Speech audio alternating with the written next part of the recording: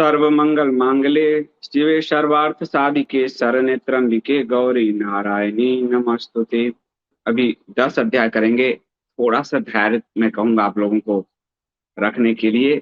और आज आपको बड़ी ही मनोहारी, सबसे पहले काली का जो मूर्त रूप है वो समझ में आएगा, और फिर अर्धनारीश्वर रूप क्यों लिया महादेव ने और उसके पीछे का विज्ञान क्या है वो समझ में आएगा। तो थोड़ा सा धैर्य के साथ हम लोग इस यात्रा को आगे बढ़ाएंगे। और आज का जो ये एपिसोड है कालका पुराण का, उसे श्रीमती शैलेंद्र सांडिल्य जी जो अजमेर से हैं उन्होंने प्रायोजित किया है। कपोत मीडिया एवं सभी पाठक दर्शकों की ओर से उनका बहुत बहुत धन्यवाद। जो लोग भी स्पॉन्सरशिप करना चाहते हैं आध्यात्मिक वीडियो का, वो यहाँ मोबाइल नंबर लिखा हुआ है, आप उस पर संपर्क कर सकते हैं।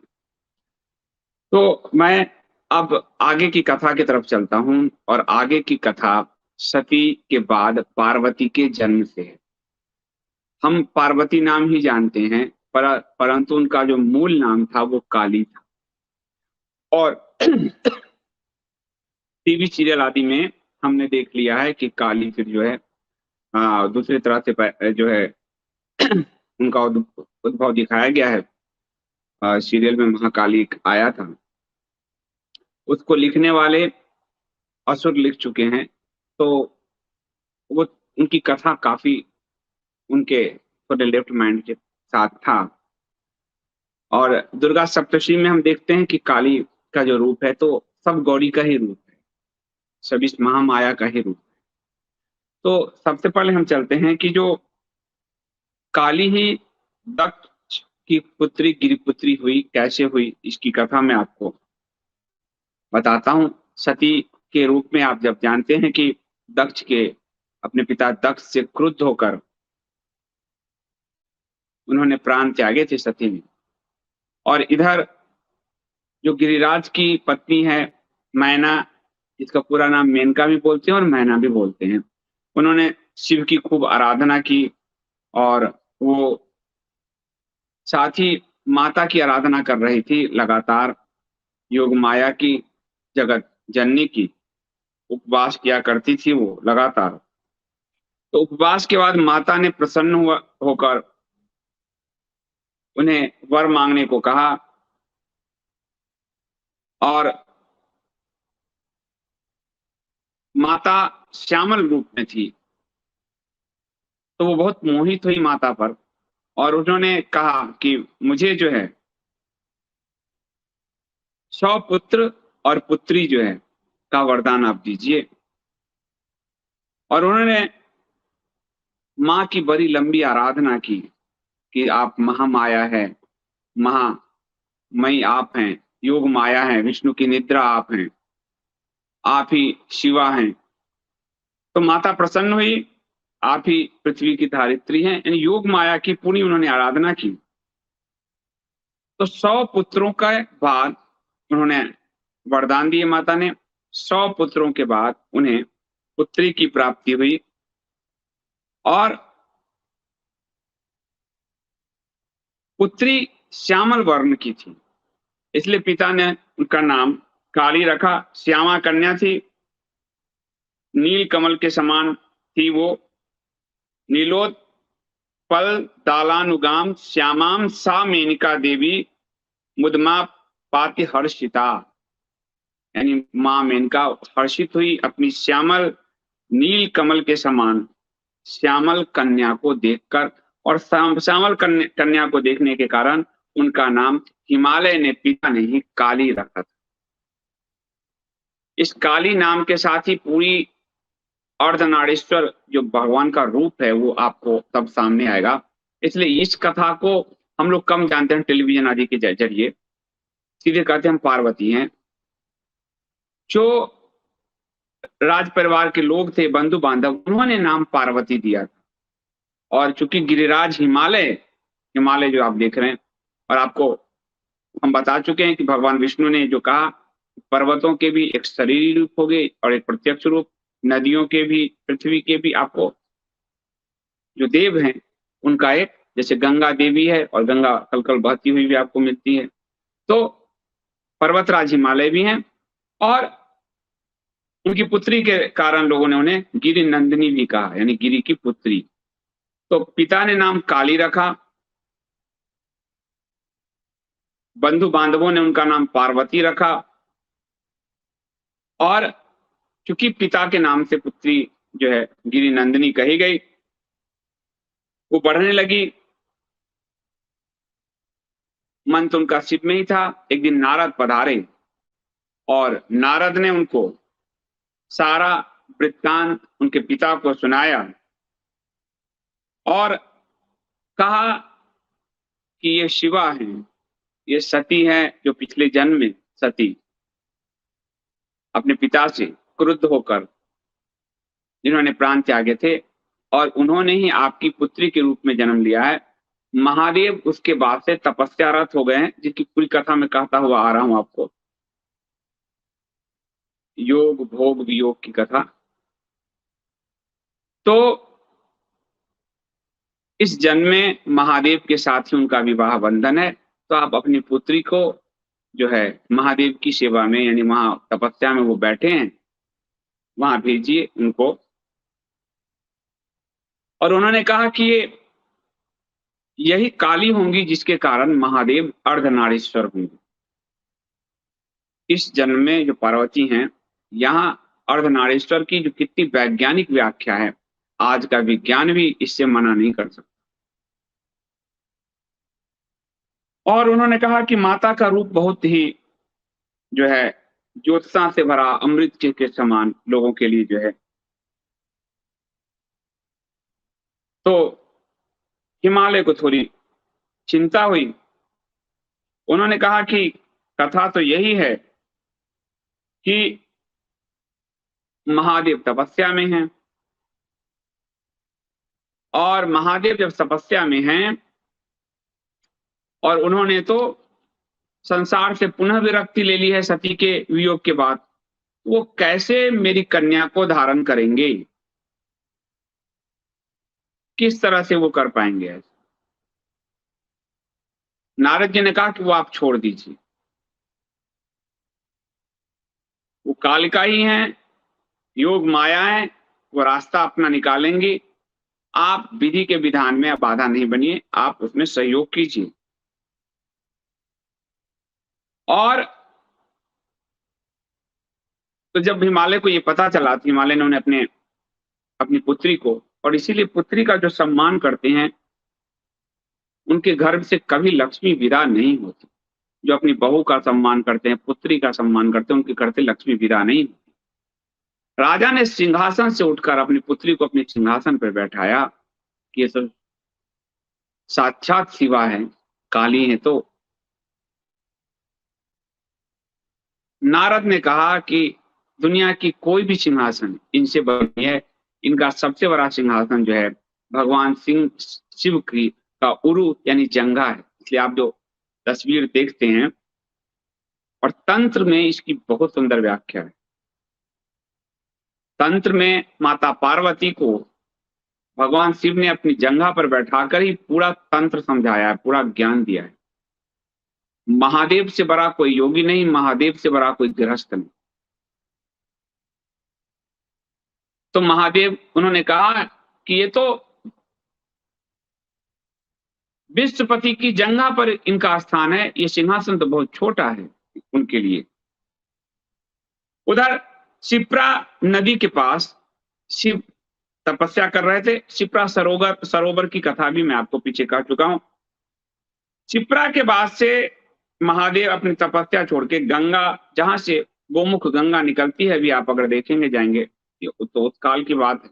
अब तो तीर्थ के नाम पे लोग बियर की बोतल तक ले जाते हैं, वहां पता नहीं क्या क्या करते हैं। तो वहां पर हिमालय से जहां गंगा निकलती है, वहां उन्होंने अपने आश्रम स्थापित किया, और वहां वो तपस्यारत बैठ गए जो है। हिमालय को पता चला कि वो हमारे क्षेत्र में आए हैं, यानी हमारे गिरिकंदरा में आए हैं। तो वो पहुंचे वहां कि मेरे इस हिमालय पर्वत का भाग्य तर गया कि महादेव तपस्या के लिए यहाँ पधारे हैं। और महादेव ने एकांत देखकर वहां उसका चयन किया था। जब हिमालय आए तो हिमालय को महादेव ने कहा कि मैं यहां तप करने आया हूं, आपकी एक जिम्मेदारी है कि इसके आसपास कोई मुझे दिखना नहीं चाहिए, मेरे तप में बाधा नहीं होनी चाहिए। अगर मेरे तप में बाधा होगी तो मैं यहां से फिर प्रस्थान कर जाऊंगा। महादेव के लिए हिमालय ने कहा कि आप ही इस जगत के धाम हैं, आप ही मुनियों से सदा, मुनियों को जो आश्रय रूप आपने ही दिया है। आप देवता, राक्षस, यक्ष, किन्नर, ब्राह्मण, सब का आश्रयदाता आप ही हैं। कोई भी हो, महादेव सबके देवता है। महादेव साम्यवादी हैं, उनके प्रति, वो सबके प्रति समान भाव से, जो भी उनकी भक्ति करेगा उसके प्रति वो स्वयं कुछ नहीं देखते और वो वरदान दे देते हैं। भस्मासुर की कथा आती है कि वो उनसे वरदान प्राप्त करके महादेव को ही विध्वंस करने के लिए उनके पीछे पड़ गया। तो महादेव बहुत भोले हैं, महायोगी हैं, महाभोगी हैं, महावियोगी हैं, बहुत भोले हैं, इसलिए महादेव है भोलेनाथ, कदम भोलेनाथ। उन्हें तपस्या से कोई भी राक्षस सुक्षस कोई भी मोहित, और ये परमात्मा का ये सबसे बड़ा रूप है कि उसके लिए प्राणी मात्र में भेदभाव नहीं, और इसलिए महादेव भेदभाव नहीं करते। इसलिए उनके आश्रम में सर्प भी है, मोर भी है, चूहा है, तीनों शत्रु हैं एक दूसरे की। तो उनसे बड़ा साम्यवाद यानी समानता का बोध, ये साम्यवादी नहीं कम्युनिस्टवादी, ना ना ना, ये तो नाटक है। ये सब समान बोध, जिस हिंदू धर्म पे कहा गया वहां समानता नहीं, ऊंच नीच खाई है। महादेव आर्यों के भी देवता है, अनार्यों के भी देवता है। अनार्य वो जो वेद को नहीं मानते, जाति नहीं, आर्य वो जो वेद को मानते हैं। महादेव नास्तिकों के भी देवता है। महादेव आज के असुर जो मलेच्छ हैं उसके भी देवता है, और वो आज भी बल पा रहे हैं। महादेव का जो मंदिर है वहां अरब में, उसी से बल पा रहे हैं। और महादेव के इस भोलेपन में से मानव और देवता को मारने के लिए विष्णु रूपी जो परब्रह्म है उनका आगमन होता है, और फिर वो धर्म के लिए हर सही गलत को धारण करते हैं, क्योंकि धर्म की स्थापना उनका काम है, क्योंकि पालन उनका काम है, जीवन चलाना उनका काम है, प्रकृति को नियमित रखना उनका काम है, प्रकृति का निर्माण जो है, सृष्टि का विधान उनका काम, तो विधान वो तय करते हैं। ये पर ब्रह्म की बड़ी सुंदर व्यवस्था है। एक एक पर अगर हम बोलें तो अथाह सागर है। तो हिमालय ने कहा कि मुझसे बड़ा धन्य भागी कौन होगा जिसकी कंदराओं में स्वयं महादेव पधारे हैं और तप कर रहे हैं। और उन्होंने कहा कि तो आप जो पूजा करेंगे, तप करेंगे, आपकी सेवा के लिए यहां कोई नहीं है।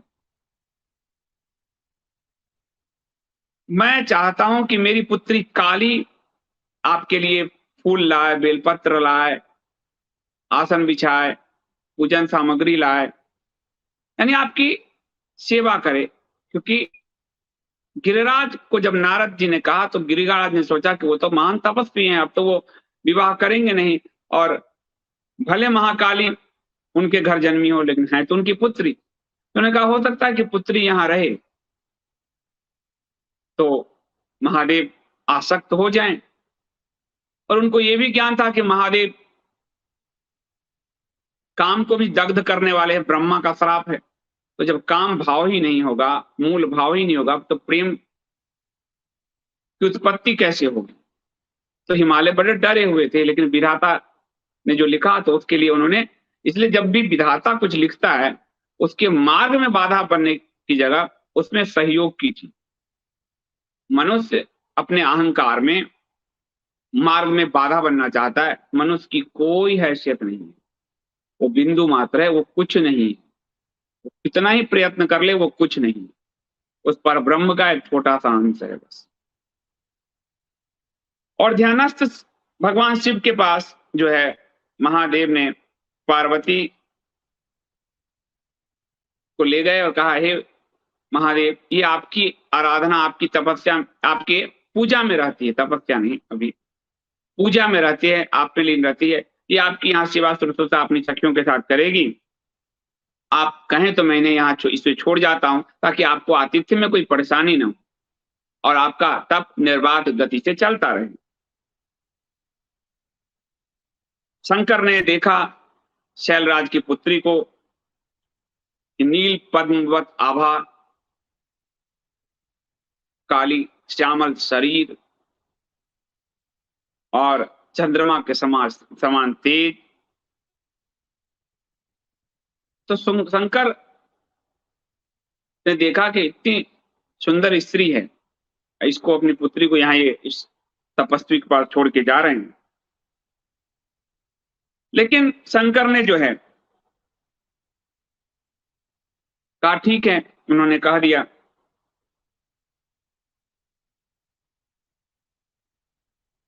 और सबसे बड़ा जो कालका पुराण में आता है और जो मैं आपसे कई बार कहा हूं कि असली ध्यान, असली योग साधना, असली संन्यास वही है जो संसार में रह कर हो। शंकर ने सोचा कि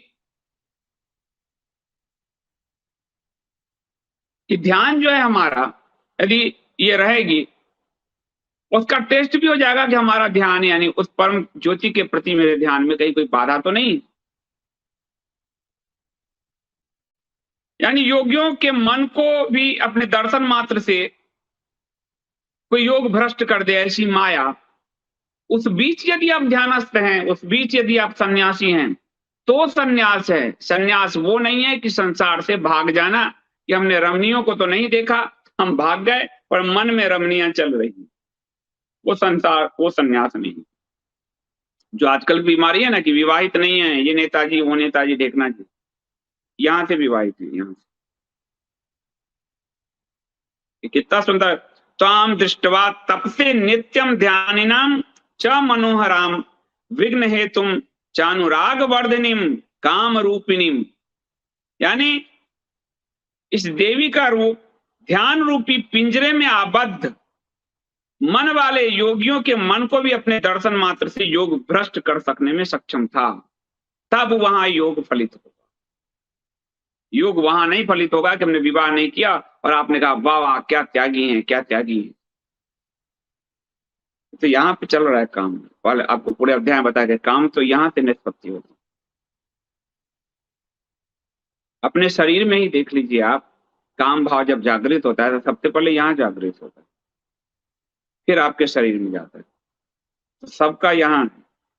तो हम क्या किस चीज के लिए कह रहे हैं? महात्मा गांधी पत्नी को छोड़ के ब्रह्मचर्य प्रयोग करते रहे, उनको लोग महात्मा कह दिए, क्योंकि हमने अपनी ध्यान, अपनी योग साधना, अपने संन्यास के की उस परंपरा से हम परिचित नहीं थे। विवाह नहीं कर रहे नेताजी, तो आपने कहा वाह वाह वाह वाह वाह वाह, इनके वंश नहीं है, अब यही सब सर्व। पर जो गृहस्थ नहीं है वो कभी समाज समझ नहीं सकता, इसलिए शिव को गृहस्थ बनाया गया विष्णु ब्रह्मा ने, क्योंकि प्रकृति की जो पूरी व्यवस्था गड़बड़ा रही थी। तो उन्होंने कहा सभिघ्नो विघ्न हेतुम यह परिभूय प्रवर्तते त्वन्महत्तम च तपसाम धीरता च तपस्विनाम। यानी विघ्न का कारण उपस्थित रहते, जिसको विघ्न नहीं सताता, वही महाधैर्यवान, वही सन्यासी, वही योगी है। वो नहीं जो भागता है, वो नहीं जो विवाह और इन सबसे भागता है। और पता चलता है कई तरह के समझौते लाइफ में करना पड़ता है, क्योंकि मन में काम तो है। तो विघ्न का कारण उपस्थित रहते, जिसको विघ्न नहीं सताता, संसार में रहकर एक गृहस्थ भाव से, गृहस्थों के लिए कहा गया कि गृहस्थ जो है, जो महिलाओं का जो ऋतु स्नान होता है उस पीरियड में ही जो संबंध बनाता है, उसके बाद नहीं, उससे पहले नहीं, उस दौरान वो सच्चा सन्यासी है, वो गृहस्थ सन्यासी, जो गृहस्थ सन्यासी का एहसास। हमारे यहाँ उल्टी धारे बढ़ाई, क्योंकि सन्यास की विजन ही नहीं पता, सन्यास के बारे में नहीं पता।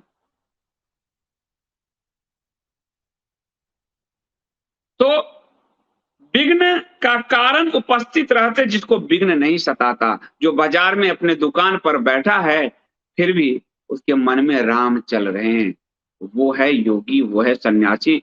उससे नहीं जो बाहर बैठा है हिमालय में, लेकिन मन में उसके काम चल रहा है, मन में उसके दुकान चल रहा है, दुकान छोड़ के तो आया हूँ, बेटे ठीक से संभाल पा रहे नहीं संभाल पा रहे, घर छोड़ के आया हूँ, पत्नी पता नहीं ठीक से संभाल पा रही है, नहीं से कहीं घर ना बेच दे, कहने को तो वो हिमालय पहुंच गए। लेकिन जो संसार में रहकर उस योगी की भांति जीता है, उसके लिए उदाहरण पद्म पत्र का है कि वो कीचड़ में रहकर भी कीचड़ उसको छू नहीं पाता, और इसलिए कहते हैं वही महाधैर्यवान है। निर्विघ्न स्थान पर जो द्विजगण तप करते हैं, उसकी तुलना में निर्विघ्न विघ्न स्थान पर, निर्विघ्न यानी सबसे कट के, संसार से हटके, वो जो तप करते हैं उसकी तुलना में विघ्न वाले स्थान में तप करते हुए, विघ्न कारण को परास्त करते हुए जो तप करता है उसी का महत्व है, वह तपस्वियों में भी श्रेष्ठ है। इसलिए विवाह नहीं करने वाले के पीछे जो आप भागते हो, आपके मन में भी कहीं कामनाएं बसी हुई है।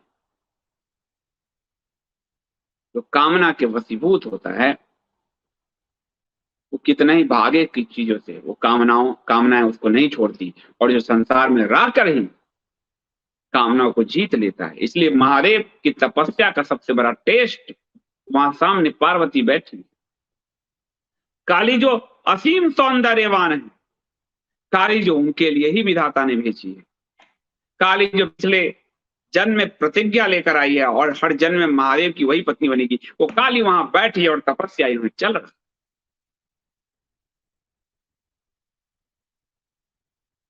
तो कहा है कि विघ्न कारण को परास्त करके जो तप तप करता है वो है महायोगी, उससे बड़ा कौन। यहाँ तो दिनारी बाबा सब किसी की पत्नियों को मार दिया, कोई अपनी बेटी किसी के साथ मलिच के साथ भाग गई तो अली मौला करता है, और इसके पीछे हिंदू समाज भाग रहा है, इनके पीछे हिंदू समाज भाग रहा है। क्या राम सिर्फ शिव कृष्ण उनके जीवन की आपके लिए मर्यादा नहीं रहे जो इनके पीछे भाग रहे हो? जो छोटी छोटी साध्वियों को साध्वी वेश में बैठाकर राम कथा के नाम पे उस पर नोट उड़ाने वाले लोग उसके यहाँ बैठे हैं, उनके ही पीछे भाग रहे हो।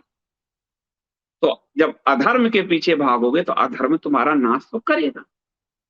हिंदू समाज का नाश ऐसे तो नहीं हुआ। एक दूसरे समाज ने कहा ये आखिरी पैगंबर है, इससे ऊपर कोई नहीं।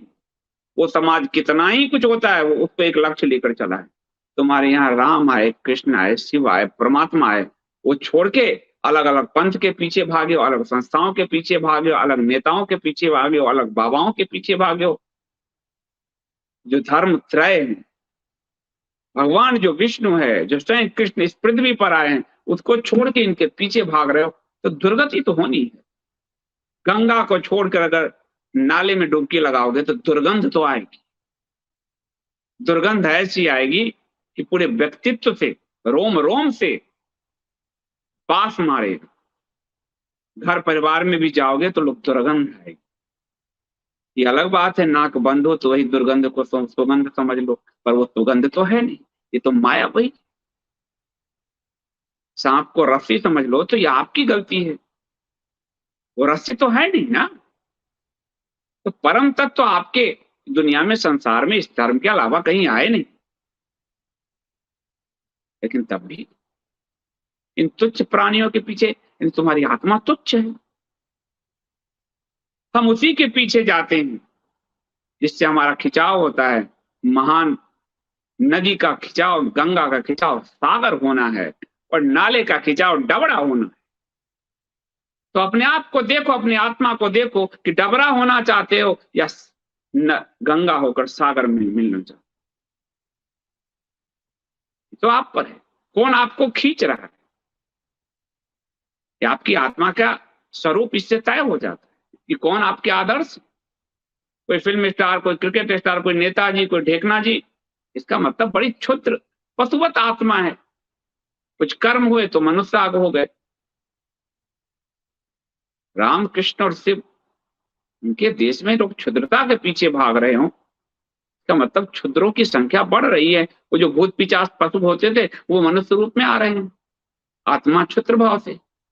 और ऐसे पर ब्रह्म तक पहुंचने में उसको तो अनंत वर्ष लगे। तो आपके चयन ही आपके व्यक्तित्व का निर्धारण करते हैं। और ये दिखा रहा है कि महादेव के समक्ष पार्वती बैठी है, लेकिन महादेव की तपस्या अचल है, वो हिल भी नहीं पा रहे। और पार्वती काली लगातार उनके चेहरे को ही निहारती थी, क्योंकि तो पिछले और इस पूरे अध्याय जो हम 10 करेंगे उसमें एक बड़ी बात है। आपको कई बार लगेगा कि ये कैसा कहानी, ये कैसा कहानी, पर पूरा पुनर्जन्म की कथा है जो गुंजती है। इसका जो मूल भाव है, यानी कर्म से आपके जन्म तय होते हैं। इस पूरा जो पूरी कथा का इस जो अभी 10 अध्याय चलेंगे। और हिंदू धर्म के जो मूलभूत तत्व है, 4 पुरुषार्थ, 4 वर्ण, 4 आश्रम और पुनर्जन्म, ये सब आपके कर्मों से तय होते हैं। कर्म वो आधार है, धर्म वो आधार है।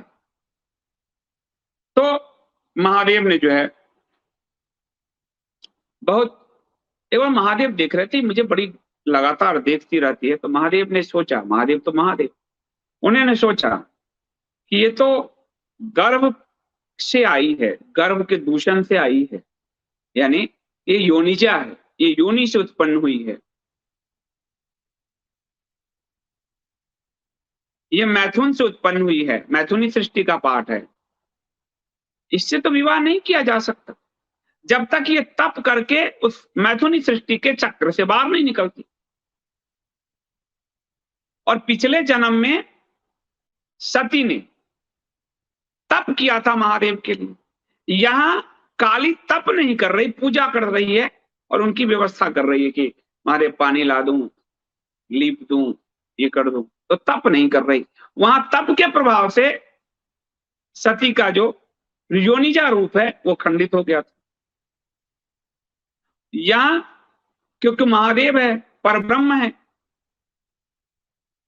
वो शरीर में, वो तो अयोनिज है, कोई उनके माता नहीं, कोई पिता नहीं, तो उनका जीवन साथी भी अयोनिज होनी चाहिए।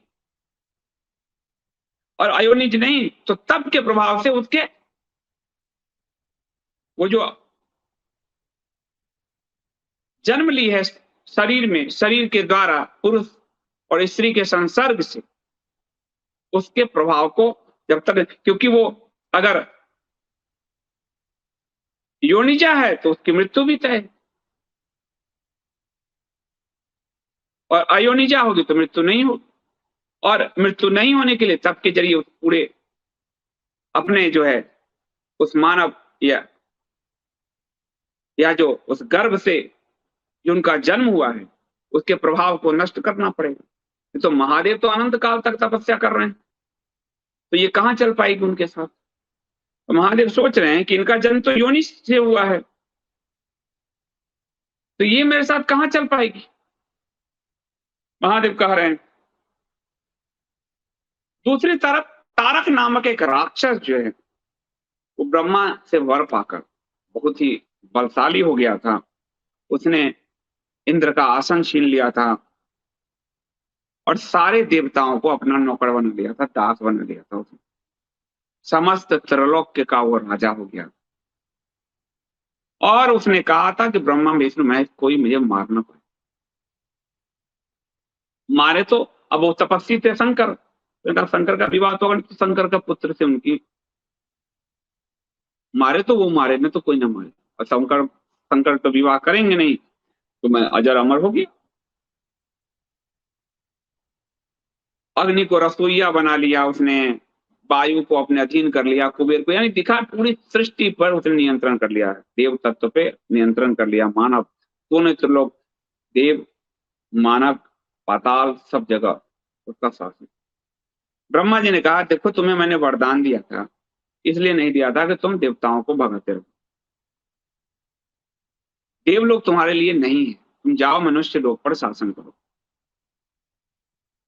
और देवता बड़े पीड़ित थे, बार बार ब्रह्मा जी के पास जा रहे थे, तो ब्रह्मा जी ने कहा एक बार इसको समझा के देखता हूँ, क्योंकि इसकी मृत्यु तो होगी महादेव के पुत्र से, और महादेव तो पार्वती में उनका मन लग ही नहीं रहा, काली में, इसकी तो व्यवस्था करनी पड़ेगी। उसने यज्ञ आदि दान धर्म, धर्म के साथ दान अवश्य जुड़ा हुआ है, बिना उसके धर्म का विस्तार नहीं होता, इसलिए उस काल से ये बात जुड़ा हुआ। लेकिन आज हमारे दान को सरकार मंदिर से लूट रही है, वो आपको फलित नहीं होगा। जहां भी मंदिर में जाते हो, उस मंदिर में जाओ आप जहां मान लिया उस मंदिर की व्यवस्था के लिए पंडित जी को पैसा देना है, लेकिन बड़े मंदिर में जाते हो वहां आप ब्राह्मण को दे दो, जो पूजा करा रहा है उसको दे दो, दान पात्र में मत दो, क्योंकि वो आपको उसका दुष्प्रभाव लगेगा। धर्म के साथ दान अवश्यम भावी जुड़ा हुआ है, धर्म के साथ अर्थ, धर्म चार पुरुषार्थ में वो जुड़ा हुआ है, उसके बिना धर्म का विस्तार नहीं हो सकता। आधुनिक रूप से धर्म के प्रचार के लिए पैसे चाहिए, और वो पूरा अरब फंड करता है अपने, आप देखिए चाहे पीएफआई देख लो या जो देख लो, वो अपने मजहब के लिए फंड करता है। ईसाइयत अपने मजहब के लिए अमेरिका फंड करती है। तो हमारे गुणों को अब्राह्मिकों ने तो धारण कर दिया, लेकिन हम भूल गए, इसलिए हमारे धर्म का लोप हो रहा था। एक बड़ा कारण है धर्म के लिए हम दान नहीं करते। कहीं अभी पूजा पाठ हो जाए, कोई पैसा मांग ले आए आपसे, थोड़ा सा जैसे उपकार कर रहे हो, तो वो नहीं। आधुनिक कलयुग के लिए भी ये कहा गया कि दान ही प्रमुख मूल है, वरना धर्म का विस्तार नहीं होगा। तो धर्म दान के साथ जुड़ा हुआ है, तो धर्म दान आदि सबकी व्यवस्था को तारक ने नष्ट कर दिया, और पाताल तक उसके सेनापति वो लोग जो है लोगों को परेशान कर रहे थे। तो ब्रह्मा ने कहा कि जाओ, तो वो आया तो पृथ्वी लोक पे, लेकिन पहली बार टैक्स की व्यवस्था अगर आपको कहीं दिखेगी हमारे सनातन शास्त्र में, तो ये टैक्स तारकासुर ने लिया, इंद्र से, देवताओं से टैक्स लेने लगा, कर लेने लगा, कर भरो, देवता पीड़ित, टैक्स लेता था वो। तो उन लोगों ने कहा कि क्या करें, महादेव को कैसे जगाएं। दक्ष पुत्री सती का पूर्व काल में प्राण त्याग हुआ, फिर शैल पत्नी मेनका के गर्भ से काली ने जन्म लिया, और लेकिन महादेव उसके प्रति आसक्त हो नहीं रहे। वो इतना लगातार सेवा कर रही, पर वो आसक्त तो हो नहीं रहे, तो कैसे होगा। और जैसे विष्णु ने लक्ष्मी को धारण किया, जैसे मैंने सावित्री को धारण किया, ब्रह्मा जी ने कहा, वैसे ही शिव को ये इस तक जो है काली को धारण करना है, लेकिन शिव तो काम को बुलाया गया। काम को ब्रह्मा जी का पूर्व श्राप याद आ गया कि अब मेरे जाने की बारी है, महादेव मुझे ध्वंस करें। लेकिन देवताओं ने काम दिया तो करना तो पड़ेगा, कार्य दिया तो करना पड़ेगा।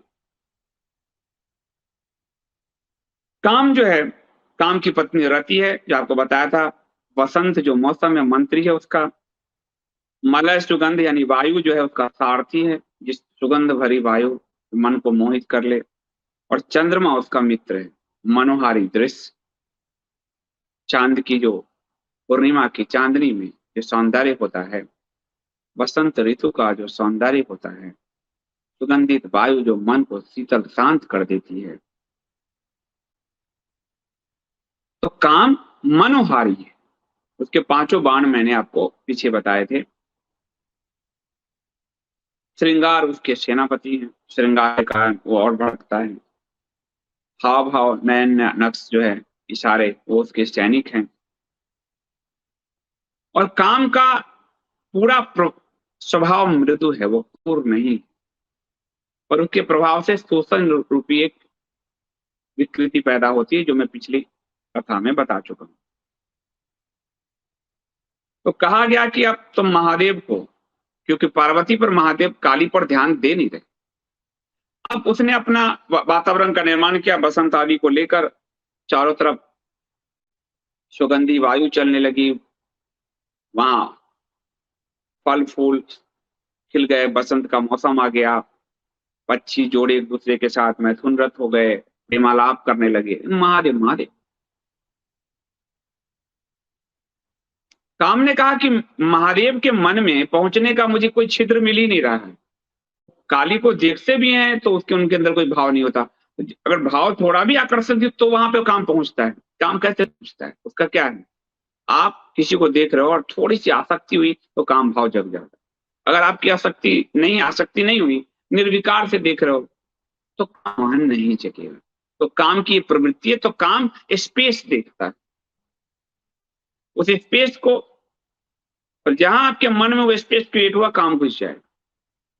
किसी सुंदर स्त्री को देख रहे हो, बात करो, बहुत हम जैसे बहुत सारे लोग सहज बात करते हैं, किसी भी स्त्री से सहज बात करते हैं, क्योंकि उनके मन में वो स्पेस क्रिएट नहीं है। सबके लिए समान भाव है, सहज भाव है, अपने घर में पत्नी है, प्रेम भाव। कई लोग हैं जो स्त्री के साथ असहज हो जाते हैं, और असहज होते ही वो स्पेस क्रिएट होता है और काम घुस जाता है, इसलिए वो स्त्री से अपने आप को भगाते हैं, वो ठीक से बात नहीं कर पाते, नजरें मिलाकर बात नहीं कर पाते। आज भी देखिए आप, वो स्पेस का मैं समझा रहा हूं, जहां टाइम घुसता है, काम घुसता है। तो बहुत सारे व्यक्तित्व के साथ वो खुद को नहीं समझ पाती, यानी कि कोई चीज हुआ है, वो जानते हैं, वो जबरदस्ती कर रहे हैं, वो समझ नहीं पाते खुद को, लेकिन काम समझ लेता है और वो स्पेस में आ जाता है। तो नगर हाव भाव, यानी आपकी नजरें झुक जाएगी स्त्री से बात करने में, और ये जो है आपको, तो ये हम अपने शास्त्रों को पढ़े रहेंगे तो इन सब चीजों से हम परिचित रहेंगे। एक एक बारीकी है हमारे शास्त्र में, हाव भाव पर काम किया गया। तो फिर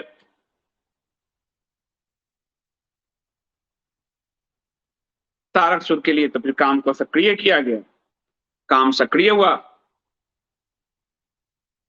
और काम ने कहा कि मैं हर्षण बाण, अपने सम्मोहन बाण, इन सब का उपयोग करूंगा, फिर महादेव मुझे स्पेस दे, तब तो स्पेस तो दे नहीं रहे। तो कहीं से प्रवेश नहीं कर पा रहा था। काफी समय काम अपने पूरे मंत्री लाव लश्कर के साथ बैठा रहा, इसको स्पेस मिल ही नहीं रहा था महादेव में कि कैसे। महादेव के अंदर कोई भाव ही नहीं, कोई विकार ही पैदा नहीं है किसी भी तरह का। तो क्या करे काम, तो उसने जो है पीछे रहकर हर्षण बाण चला दिया। बोला अब इतना समय हो गया, अब क्या करेंगे। तो नियम के विरुद्ध था, क्योंकि भाव कोई पैदा नहीं हुआ, उस स्पेस की जगह वो पीछे हटकर उसने जो है उसने बाण चला दिया, और महादेव के भाव भाव नहीं थे। महादेव, वो जो काली थी, वो सखियों के साथ जो है कुछ कार्यवार कर रही थी, तो महादेव ऐसे देख रहे थे, तो काम को लगा कि ये स्पेस हम क्रिएट कर सकते हैं, और इस स्पेस में उसने बांध खींच दिया। वो सिर्फ देख रहे थे कि जो सेवा स्वच्छता कर रही, कोई भाव निर्विकार भाव। तो उसने बांध चला दिया, उसको छिद्र दिखे गया एक हल्का, कि देख तो रहे हैं, चला देते। उसने चला दिया, और उसने सम्मोहन बाण चलाया, रति सक्रिय हो गई, वसंत सक्रिय हो गया, दक्षिण में रति सक्रिय हुए, वाम भाग में प्रीति सक्रिय हुई, पृष्ठ की ओर वसंत सक्रिय हो गया, सारे उसके सेनापति उसके सक्रिय हो गए। और सक्रिय होते ही शंकर के अंदर इंद्रिय विकार पैदा हो गया, शिव के अंदर। सिर्फ देख रहे थे, लेकिन इसने पूरे माहौल बना दिया। तो शंकर के अंदर इंद्रिय विकार, वो आसक्त हो गए काली पर, और उनके मन में काली के साथ समागम की इच्छा जाग गई, काली के प्रति आसक्त हो गए। लेकिन यहाँ चेतना ने काम किया फटाक से कि ऐसा तो कोई भाव नहीं, मेरे अंदर ये भाव कहां से आ गया? ऐसा भाव, मैं तो इतने दिनों से सेवा कर रही है, ये भाव तो मेरे अंदर है नहीं, और ये योनि से उत्पन्न कन्या है, मेरी सहचर्य तो बन नहीं सकती जब तक कि ये तप के प्रभाव से अपनी योनिजा रूप को ये नष्ट नहीं करती। तो मेरे अंदर उसके साथ सहचर होने का भाव कहां से पैदा हुआ?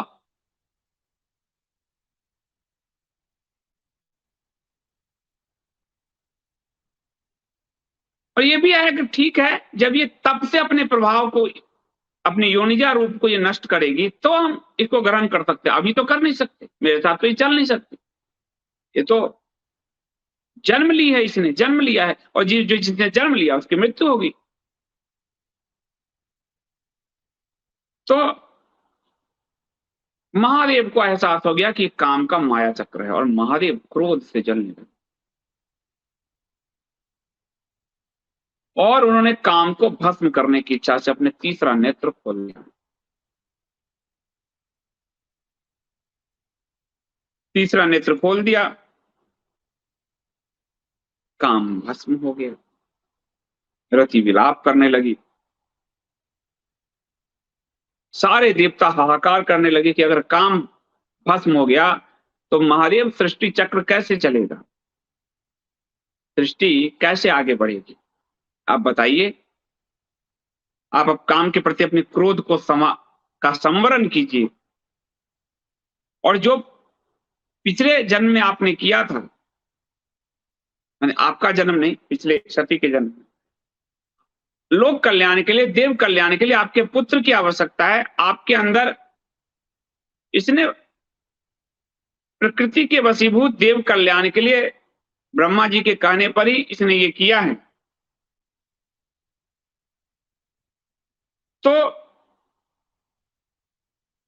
आप अपने क्रोध को संभालिए, लेकिन देवता हिम्मत नहीं कर पा रहे थे।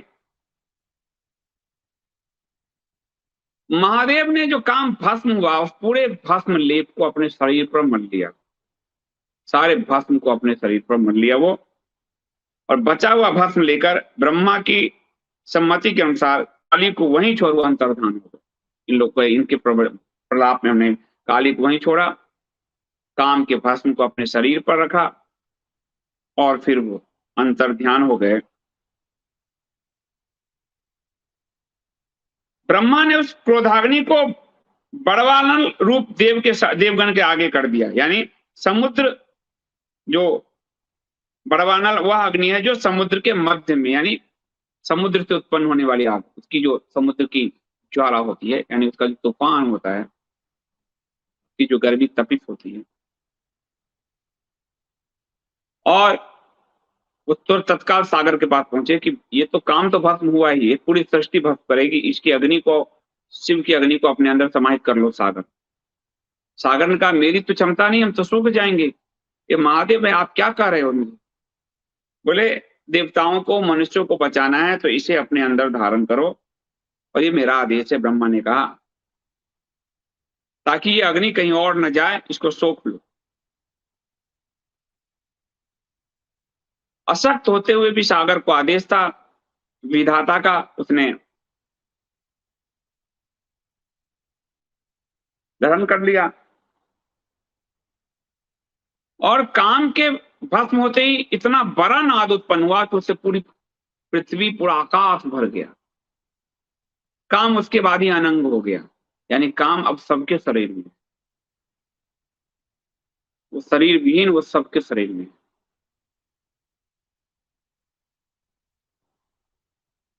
जब जब भीषण गर्जना हुई तो काली और अपनी सखियों के साथ बहुत चिंतित हुई, और पिता दौड़े आए कि काली को कि तुम मत रो, चलो मेरे साथ, ऐसे ऐसे महादेव ने कर दिया है। अब काली शोक मग्न रहने लगी, शोक मग्न रहने लगी कि अब महादेव तो मिलेंगे नहीं, महादेव तो आसक्त हुए नहीं। तो वो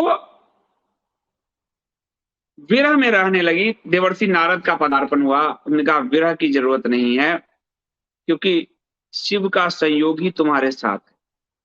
लेकिन तुम योनिजा हो, जन्मी हो, तुम्हें अपनी इस योनिजा स्वरूप को काटने के लिए तप करने होंगे। और काली ने घनघोर तप किया,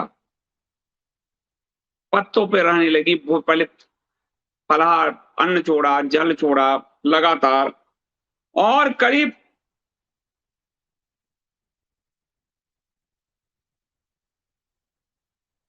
करीब करीब 3000 साल तक तप किया। तब भी वो महादेव प्रसन्न नहीं हुए। उधर जब वो तपोवन जाना चाहती थी तो मां ने आदेश नहीं दिया था, और मां ने कहा, मां के मुंह से निकला उमा, वहां से उमा नाम हो गया कि उसने मना किया, उन्होंने, मां ने, तो वहां से उनका एक और नाम उमा हो गया। पर पिता ने आदेश दे दिया कि जाओ, पिता की दुलारी थी। और वृक्ष के पत्ते खाने लगी, जिसके कारण उनका एक नाम अपर्णा भी पड़ा, काली का एक नाम। और शिव ने कहा, नारद ने कहा कि शिव सिर्फ जो षडाक्षर है ओम नमः शिवाय, इसी से प्रसन्न होते हैं, इस मंत्र को छोड़ना मत। और तपस्या करते करते काली ने 18,000 वर्ष पार कर लिए। 18,000 वर्ष तक तपस्या का जो आज की भाषा में है रिकॉर्ड, वो रिकॉर्ड महादेव के नाम था। अब काली तो उसको भी पार कर रही है। काली ने सोचा कि अब शायद महादेव नहीं आएंगे, और वो थोड़ी सी उनके मन में आने लगा कि अगर मेरा जन्म महादेव के लिए हुआ है तो उनको आना चाहिए। और वो एक बैठ गई कि अगर महादेव नहीं आएंगे तो मैं उठूंगी नहीं, और अगर विधाता ने ये कह रहे हैं कि मेरा जन्म उनके लिए हुआ है तो उनको आना पड़ेगा। तभी एक ब्राह्मण का पदार्पण हुआ। ब्राह्मण ने कहा कि तुम एक युवती होकर इस जंगल में उस समय तपस्वी तप करते थे, किसी स्त्री के तप की भी ये पहली ही कथा है। सती के बाद सती तप करी, और या फिर काली ने तप किया। तो इस भयानक वन में तुम तप कर रही हो, क्या जरूरत है तुम्हें तप करने का? क्यों तप कर रही हो? तो उनकी सखियों ने कहा कि ये शिव को प्रसन्न करके उससे विवाह करना चाहती है। तो ब्राह्मण ने कहा, शिव को तो मैं जानता हूं, लेकिन शिव तुम्हारे लायक तो नहीं। जिस आदमी का वृषभ हो वाहन, बैल पे चलता हो, अंगों में सदा भस्म लिपा रहता हो, जटाधारी हो, व्याघ्र चर्म पहनता हो, गज का चर्म जो है उत्तरीय हो, उनका जो जनेऊ है गज चर्म का है, कपाली हो। और पिछली बार दक्ष ने कपाली के कारण उनको यज्ञ में आमंत्रित नहीं किया।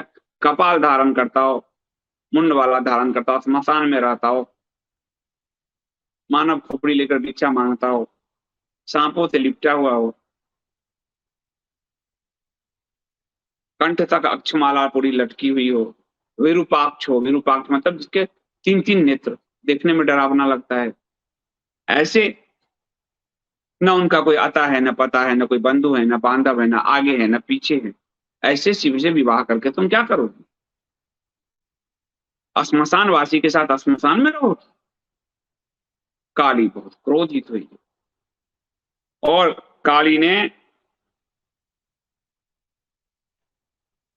सखियों से कहा कि इस ब्राह्मण को चुप करा दो, मैं शिव के बारे में कुछ नहीं सुन सकती। और वो उठकर वहां से जाने लगी। और शिव ही थे वो ब्राह्मण वेश में, वो उनकी परीक्षा ले रहे थे। उन्होंने कहा कि अब तक तो पुकार रही थी, अब मैं आ गया हूं तो जा रही हो?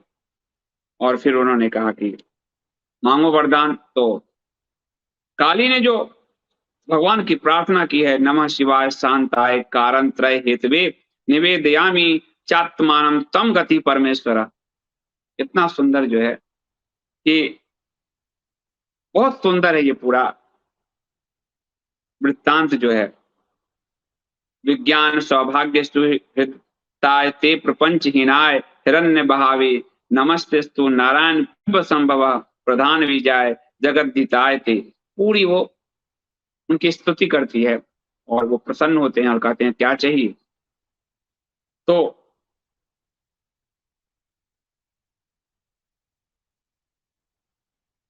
वो कहती है कि आपके साथ मुझे विवाह करना है। तो वो कहते हैं तथास्तु। बाद में उस ऋषियों को बुलाते हैं, लेकिन वो कहती है कि लेकिन मेरा हाथ आपको मेरे पिता से मांगना पड़ेगा। तब वो मैंने जो तप किया उसके कारण मेरा योनिजा रूप तो चला गया, लेकिन कन्या तपोदत्ता नहीं होती, वो पितृदत्ता होती है। कितना सुंदर था। और इसका जो इन्होंने मजाक उड़ाया है विज्ञापन बना के आलिया भट्ट का, कन्यादान घेटना दान करके, कन्यादान को कन्या मान और क्या क्या मान करके, कि वो पितृदत्ता होती है। पिता ही उसको दे सकते हैं। तो आप भले महादेव हो, आपको मेरा हाथ मांगना पड़ेगा। शिव कहते हैं निर्दग्धो यो मया कामो भस्म रूपेण मतन्नो स्थितो मां प्रतिकृत्येव दग्रे दग्धुमिच्छति। कि मेरी नेत्र की अग्नि से दग्ध काम का भस्म मेरे शरीर पर है, लेकिन लगता है काम बदला लेने के लिए पुनः आ गया है। तुम्हारे नेत्र मुझे दग्ध कर रहे हैं, यानी काम अनंग हो गया है और वो काम अब सर्वव्यापी है। काम मरा नहीं। तो उसके बाद जो है वो महादेव जो है ऋषियों को बुलाते हैं, और ऋषियों को बुलाकर जो है सप्तर्षियों को बुलाते हैं और कहते हैं कि आप लोग मेरे विवाह के लिए व्यवस्था कीजिए। मुनियों को कहा उन्होंने कि मुझे अब स्त्री परिग्रह की इच्छा है, मैं सांसारिक होना चाहता हूं, आप सब जाइए और हिमालय राज से बात कीजिए, क्योंकि काली ने महान तपस्या के द्वारा मुझे पति रूप में प्राप्त कर लिया है, अब इसको विधिवत रूप आपको देना है। तो ऋषि ऋषि जब प्रसन्न होते हैं, क्योंकि सब तो यही चाहते थे। और उसके बाद जो है शिव और काली का विवाह होता है। शिव और काली के विवाह के बाद जो महामाया योग निद्रा है वो पुनः शिव की पत्नी बनती है और वो उनके साथ उनके अपने आवास पे आती है। अब मार्कंडे ऋषि जो एक कथा कह रहे हैं, इस कथा का एक अंश जाता है राजा सागर के पास। राजा सागर को औरव मुनि एक कथा सुनाते हैं, तो कथा की लाइन वहां से आती है। तो हिमालय में रहते हुए भगवान शिव जो है काली के साथ विहार करते हैं, पति पत्नी की तरह रह रहे हैं। एक दिन की बात है, ये अब कहानी अरव ऋषि ने जो सागर को सुनाया, वो कहानी मार्कंडे ऋषि सुना रहे हैं ऋषियों को। तो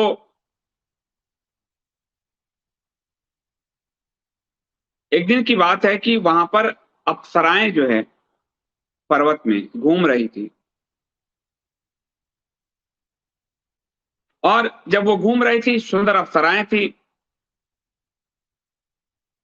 और शिव जो है तब हिमालय से कैलाश पहुंच गए थे। कुछ दिन हिमालय में वास करने के बाद ससुराल में कैसे रहते उतने दिन, तो अब हिमालय उनका ससुराल हो गया, तो वो कैलाश पहुंच गए थे। वहां पर अप्सराएं घूम रही थी जो है। अप्सराओं को देखकर जो है काफी अप्सराएं गोरी थी और काली जो है श्यामल श्यामल वर्ण की थी। तो पति पत्नी में जो परिहास होता है, वो परिहास महादेव ने कर दिया उनका। उर्वशी आदि थी, काली को महादेव ने कह दिया काली भिन्नांजन श्यामे ऊर्ध श्यामा परो गणे तो ये स्त्री स्त्री स्वभावेन संलाप क्रियतामिति, कि हे काजल के समान श्याम वर्ण वाली काली। काजल इतना कितना काला होता है, वो रंग था काली का। अब तुम उर्वशी आदि के साथ बैठकर अपने स्त्री स्वभाव वाले गप करो। कज्जल की तरह श्यामला, काजल की तरह श्यामल। और ये बात काली को चुभ गई। अभी गृहस्थ भाव है, आप देखिए, योग माया है वो अभी नहीं उनको ध्यान आ रहा है, और योग माया है तो भी वो गृहस्थ भाव। पत्नी को आप सामूहिक रूप से कुछ इस तरह का व्यंग कर दें। काली कहती है कि जातिहीनम वृत्तिहीनम रूपहीनम दक्षिणम हीनांग मतिरिक्तांग तेन दोषेन नाक्षिपेत।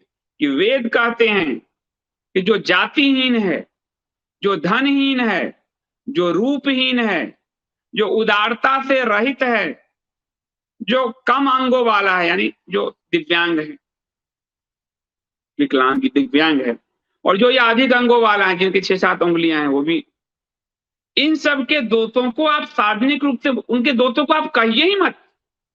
और आपने इस नियम को भंग किया है, और आपने मुझे कज्जल काजल की तरह काली कहा है। मैं अब आपके साथ नहीं रहूंगी।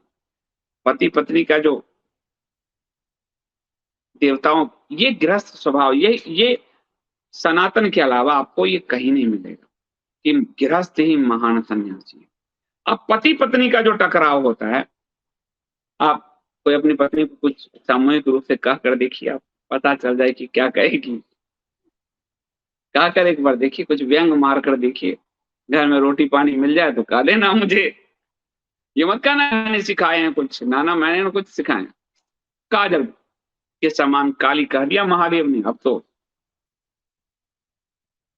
शरीर गौरताम संभो न समिष्यते त्वया बिना तत्र में शृणु संध्याय आत्मना चिरता जपे। हे शंभु सुनो, अब जब तक ये शरीर गौर वर्ण का नहीं होगा, मैं सिर पर हाथ रखकर शपथ लेती हूं, तब तक मैं तुम्हारे सामने नहीं हूं। अब लीजिए, महादेव अपने ही चक्र में फंस गए।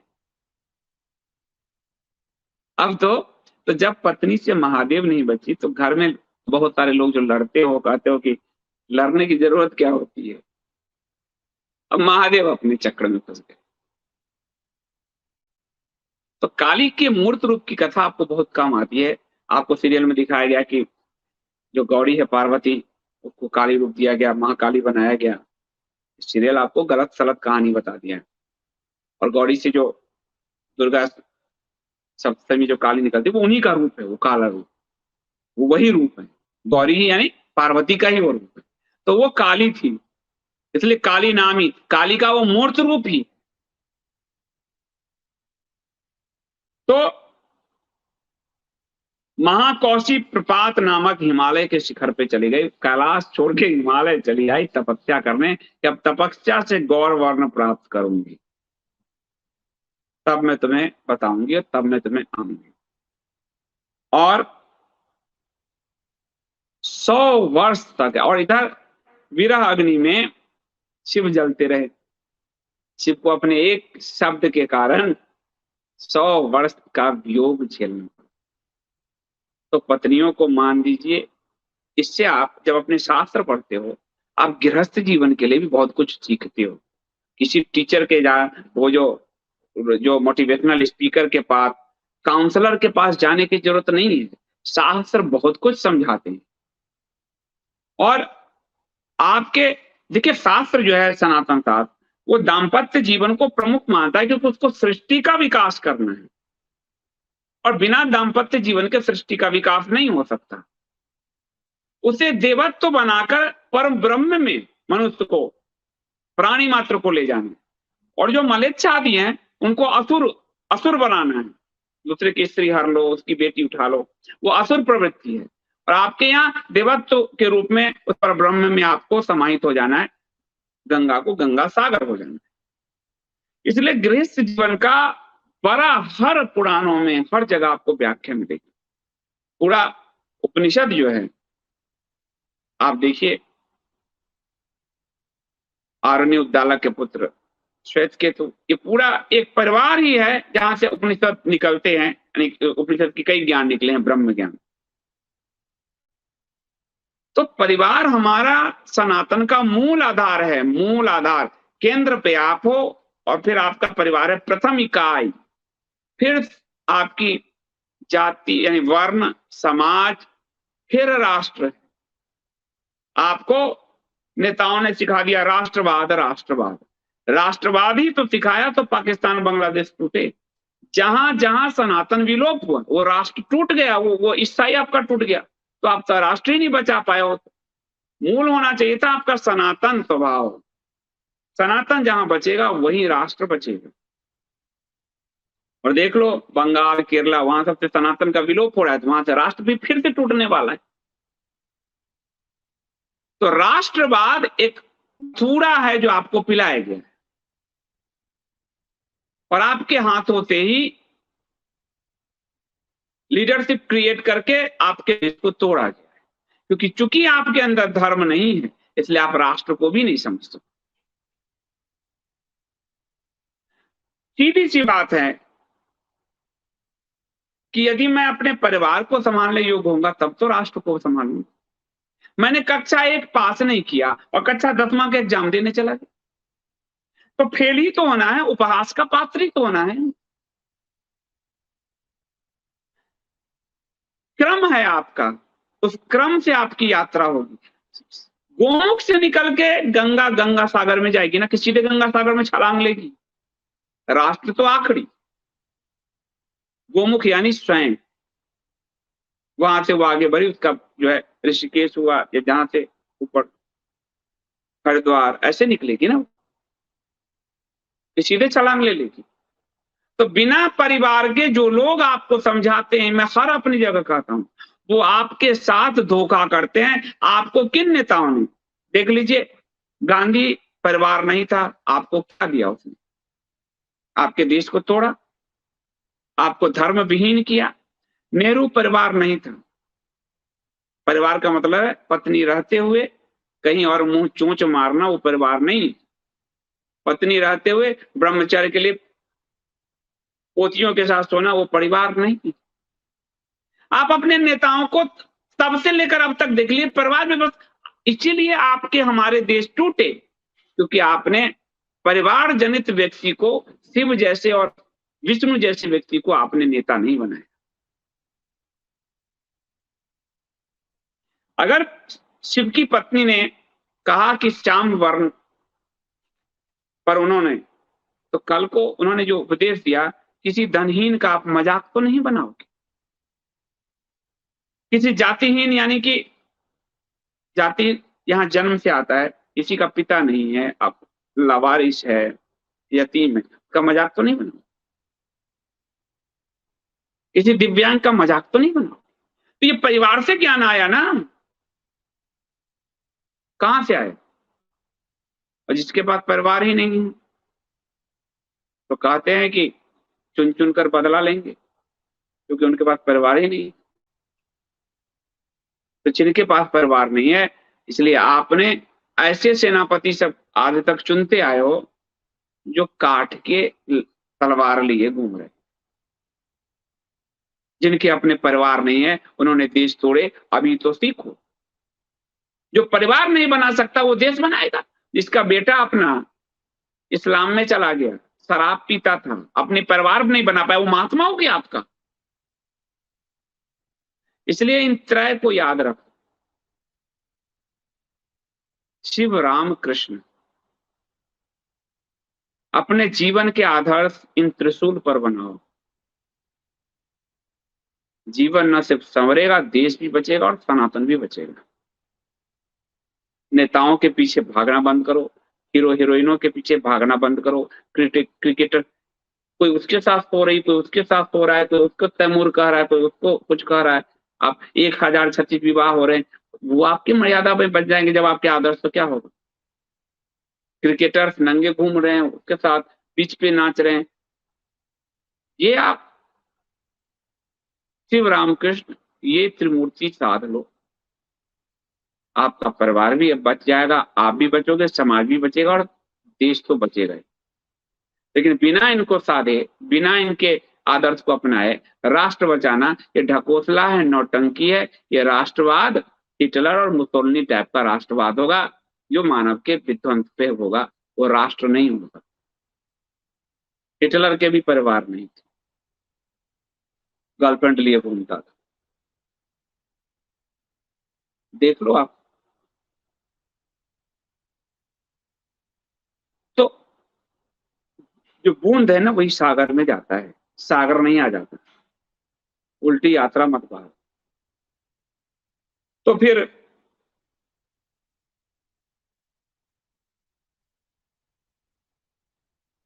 उन्होंने 100 वर्ष तक तपस्या किया और काली ने जो है 100 वर्ष तक जो है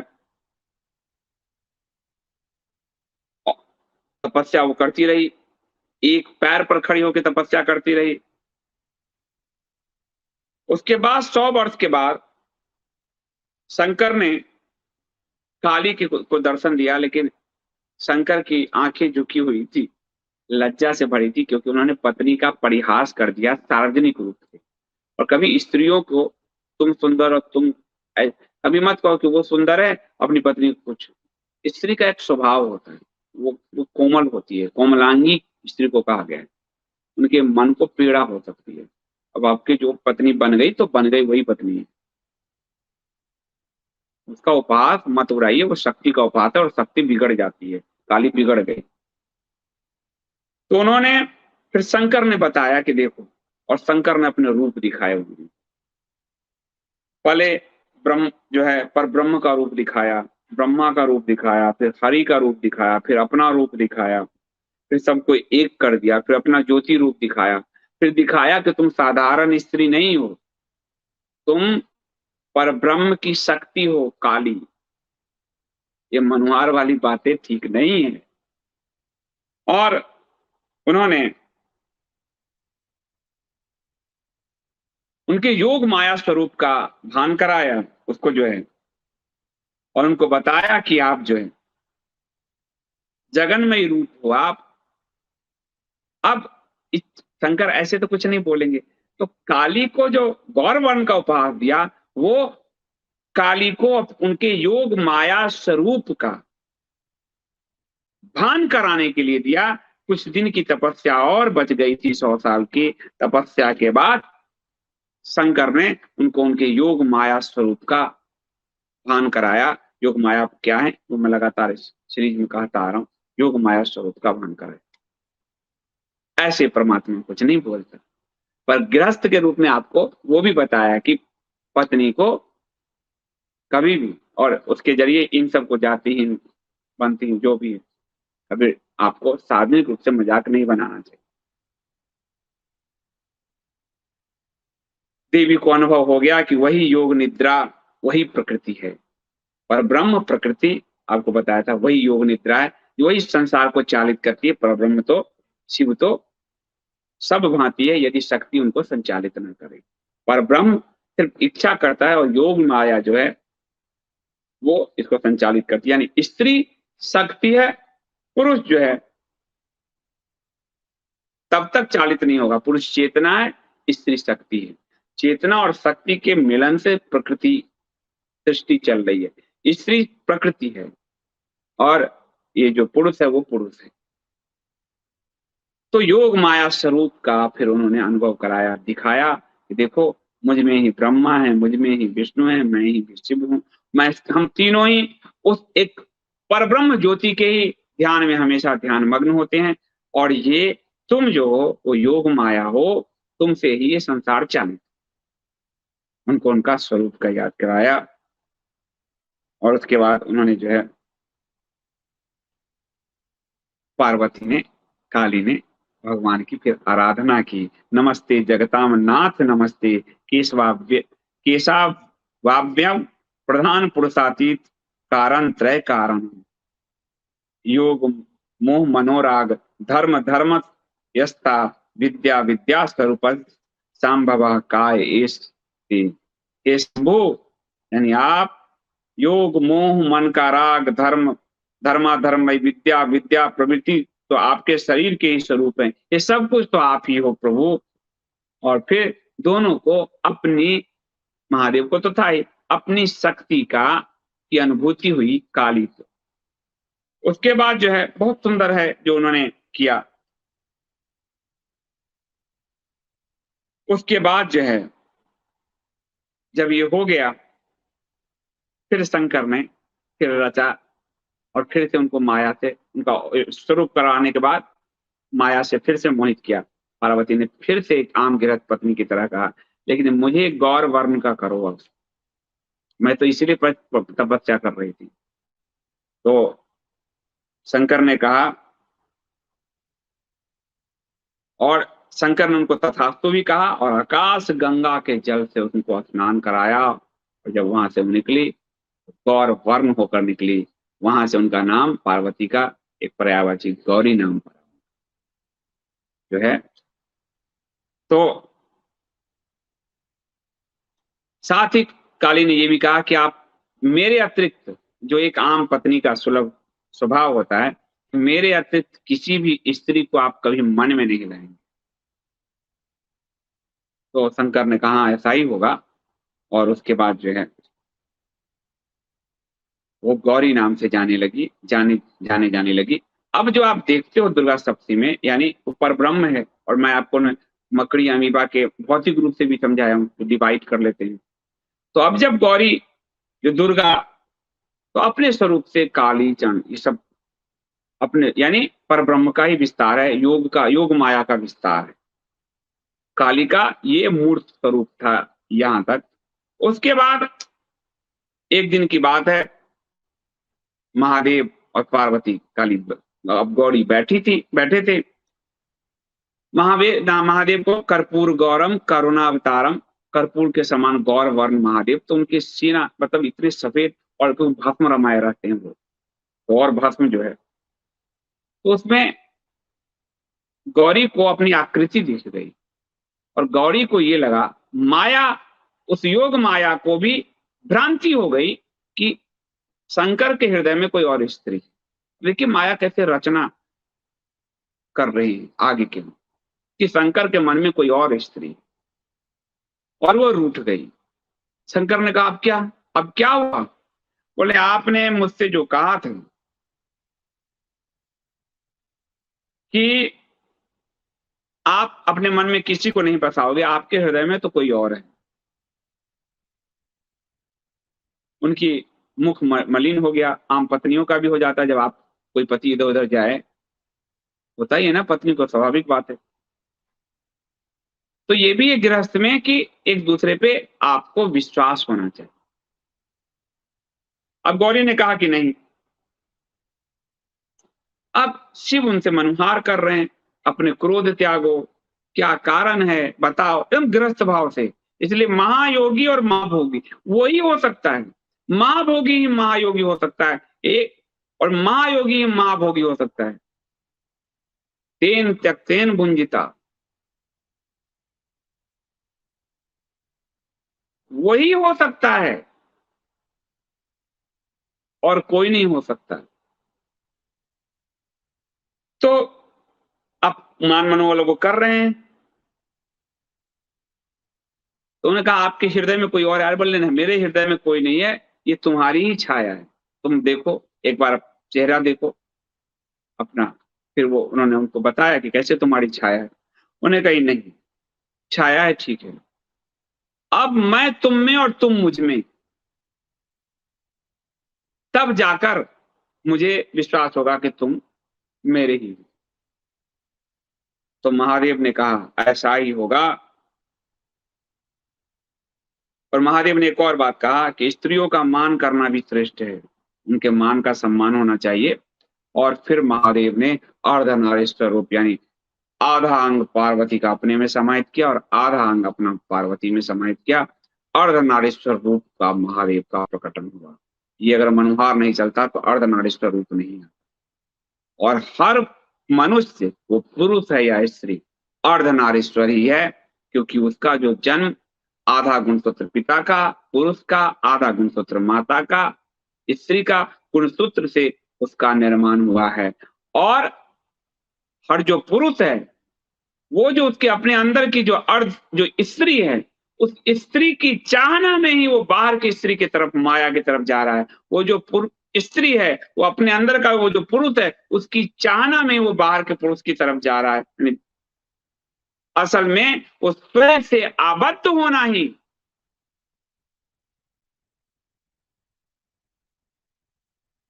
ये अद्वैत होना है। ये जो दो का जो है, वो असल में ये दो अपने अंदर ही छिपे हैं। उस दो दूसरे की तलाश में जो बाहर जा रहे हैं, तब तक परितृप्ति नहीं होगी जब तक स्वयं के अंदर को, एक पुरुष अपने अंदर के उस स्त्री को और एक स्त्री अपने अंदर के उस पुरुष को नहीं पहचान लेता।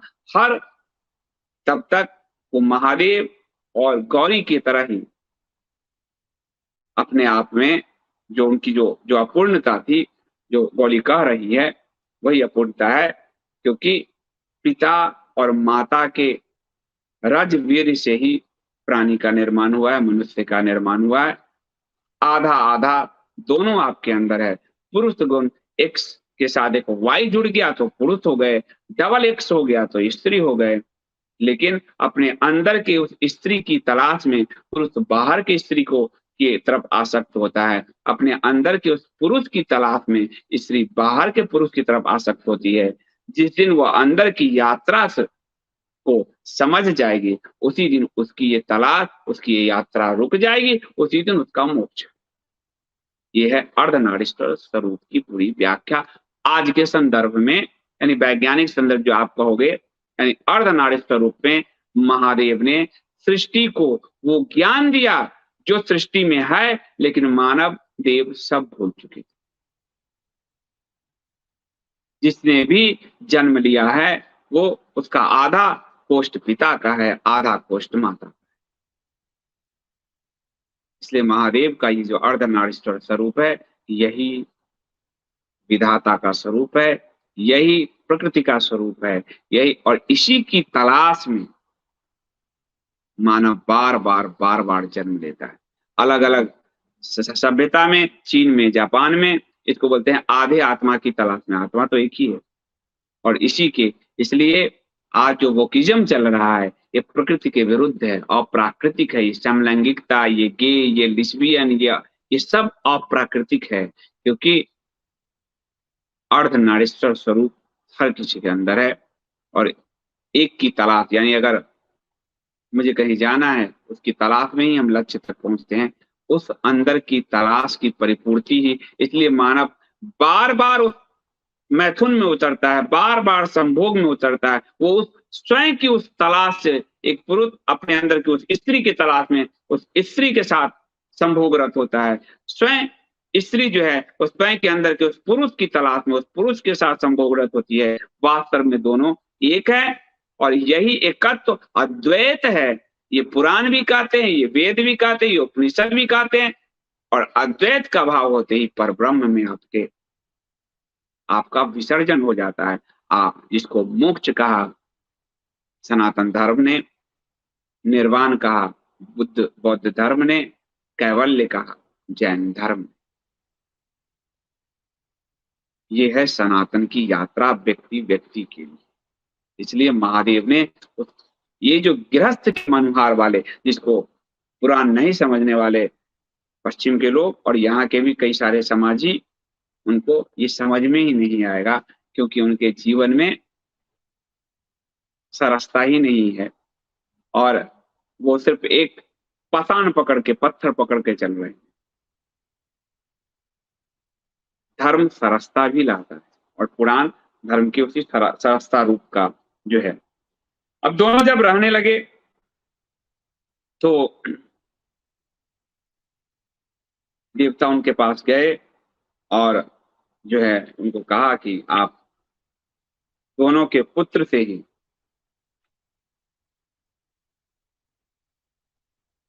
मानव का, देवताओं का, पूरी पृथ्वी का कल्याण होगा, अतः आप दोनों पुत्र को जन्म दें।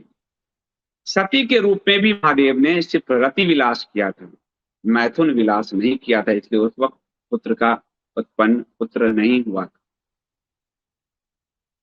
और महादेव ने कहा कि इसके लिए तो हमें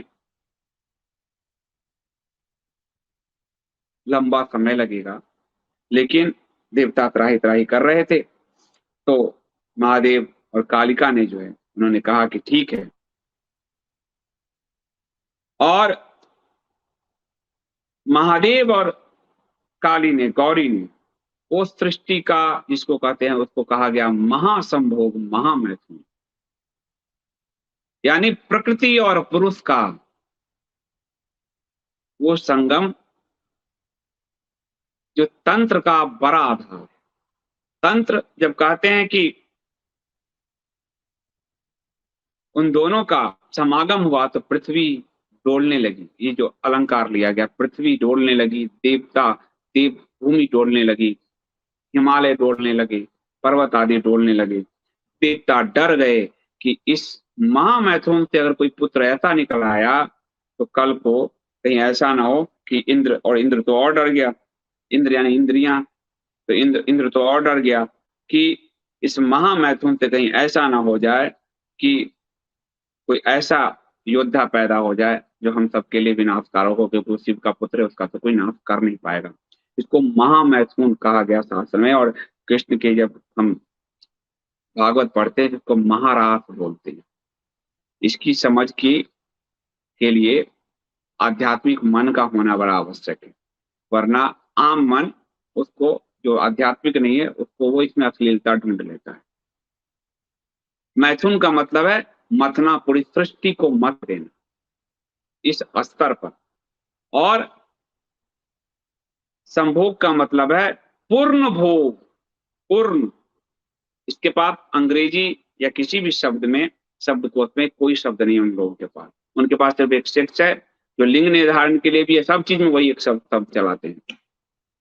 पूर्ण भोग यानी एक दूसरे का संपूर्ण भोग। और पूरा कंपन, पृथ्वी जो कंपित हो रही है उसके जो तंत्र के आधार हैं वो यह है कि जब एक पुरुष मिलते हैं तो आपका आज का भौतिकवादी स्वरूप क्या है, स्त्री पुरुष सिर्फ जननांग मिल जाते हैं। ये संपूर्ण व्यक्तित्व का कंपन, तब जाके कोई दिव्य आत्मा का जन्म होता है, वरना पशुवत आत्मा जन्म ले रही है, देख ही रहे हो भाई। किसी का दुष्कर्म बलात्कार होता है तो भी संतति पैदा हो जाती है, और कोई इस तरह से भी कर देती है, जैविक प्रक्रिया है सिर्फ।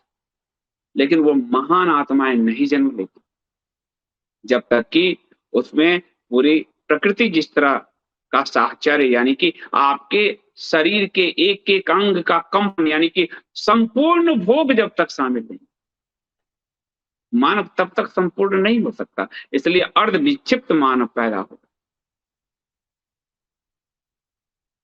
मानवों के स्वरूप देख लीजिए, आपको दिख जाएंगे। पहले गांव में भूत बैताल बड़े निकलते थे, अब गांव जाता हूं तो भूत तो नहीं दिखते। तो मैं तो मनुष्य के रूप में भूत पैदा होने लगे, इतनी जनसंख्या बढ़ रही है, ऐसे पागल लोग सब पैदा हो रहे हैं जिसका कोई हिसाब नहीं।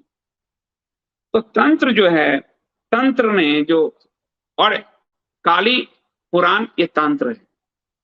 शिव ने गौरी पार्वती को, काली को अपनी गोद में बैठाकर पूरे तंत्र का ज्ञान दिया है। तंत्र यानी संपूर्ण। मैथुन मतलब सृष्टि को मथ देना, क्योंकि सृष्टि में आप सृजन करने जा रहे हो और आपका सिर्फ एक अंग जो है सक्रिय है। आपका पूर्ण व्यक्तित्व, आपका संपूर्ण व्यक्तित्व दोनों का शामिल नहीं है, तो मानव आधा अधूरा ही पैदा होगा जो पैदा हो रहा है। कोई कृष्ण, कोई राम, कोई कार्तिकेय उससे जन्म नहीं ले सकता। और भौतिकवादी व्यवस्था देख के सोच रहे हो तो बड़ा पैसा वाला हो गया, ये हो गया, ये नहीं। वो संपूर्ण मानव कर रहे हैं, पूर्ण मानव, पूर्ण भोग, संभोग, पूर्ण भोग से ही पूर्ण मानव की उत्पत्ति होगी। इसलिए ये शास्त्र बहुत जो कहते हैं, जो शब्द हमारे दिए गए, उसके बड़े अर्थ हैं। हमने उस अर्थ को विलीन कर दिया है हमारे अंग्रेजी के सेक्स शब्द से संभोग शब्द को लगा के, और हमने उसका भी अपमान कर दिया। इसलिए क्योंकि हम धर्म के जो ज्ञान होने थे, हमारे गुरु जो हमको ध्यान देने थे, स्त्रियों को जो गुरु की पत्नी होती थी वो ज्ञान देती थी, ये सब परंपरा ही ध्वस्त हो गया। अब कन्वेंट वाले परंपराएं, कैथोलिज्म की परंपराएं, जो स्त्री को जलाते फिरते हैं, स्त्री को मारते फिरते हैं, स्त्री का शोषण करते फिरते हैं। चर्चों में देखो क्या क्या हो रहा है चारों तरफ। तो वहां से पूर्ण मानव कैसे निकलेगा? ये दुष्ट अमेरिका जैसे ही देश तो निकलेगा वहां से, और दुष्ट अरब जैसे ही तो निकलेंगे। पूर्ण मानव के लिए आपके कण कण रोए रोए से उस संतति के लिए प्रयास होना चाहिए। इसलिए कहा गया उस महामैथुन जब शिव और पार्वती के उस महामैथुन से पृथ्वी डोलायमान होने लगी। ये आपको संकेत है तंत्र का कि आपके अपने जीवन में भी प्रेम में जब आप आबद्ध हो रहे हैं तो आपका एक एक कोष्ठ आबद्ध होना चाहिए, न कि सिर्फ आपका जन्म हो। पूर्ण मानव तब तक जन्म नहीं लेगा। आजकल तो लोग बच्चों को इशू शब्द बोलते हैं, इशू। वो जीवन भर उनके लिए इशू रहता है, और जब वो बड़ा होता है तो माँ बाप उसके लिए इशू बन जाते हैं। इस इशू को हटाओ, यहाँ वृद्धाश्रम भेजो, क्योंकि वो इशू है।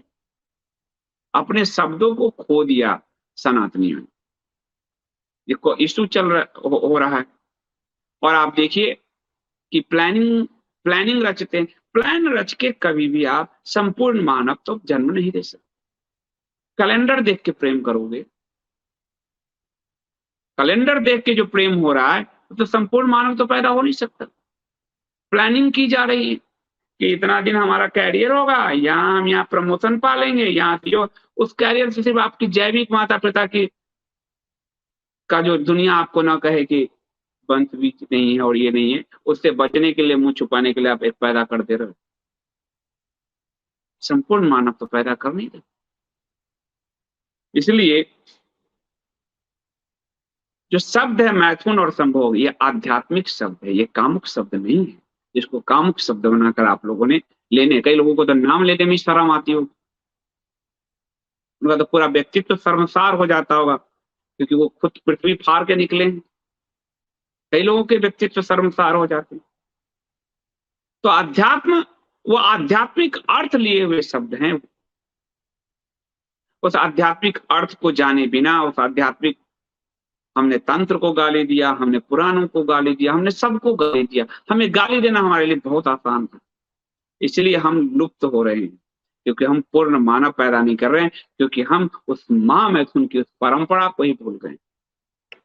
कृष्ण जो रास करते हैं, शिव वो महामैथुन करते हैं। और इसीलिए मैंने कहा शिवराम कृष्ण को अगर आदर्श बनाओगे, ये तीन मूर्तियां रख लो, आप जीवन आपके तर जाएंगे। उनके आदर्श और उनको बना लो। तो वर्तमान में जो तंत्र कह रहा है, यहाँ थोड़ा तंत्र का मैं उपयोग करता हूं। जब कैलाश पर्वत पे उन दोनों का रमन शुरू हुआ, तो ऐसा रमन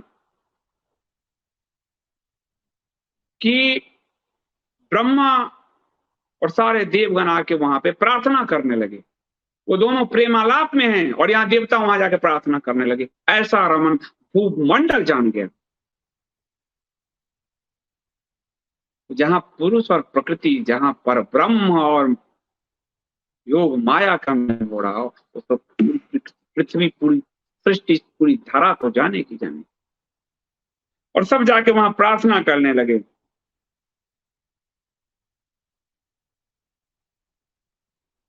देवता जाके, बहुत लंबी प्रार्थना है।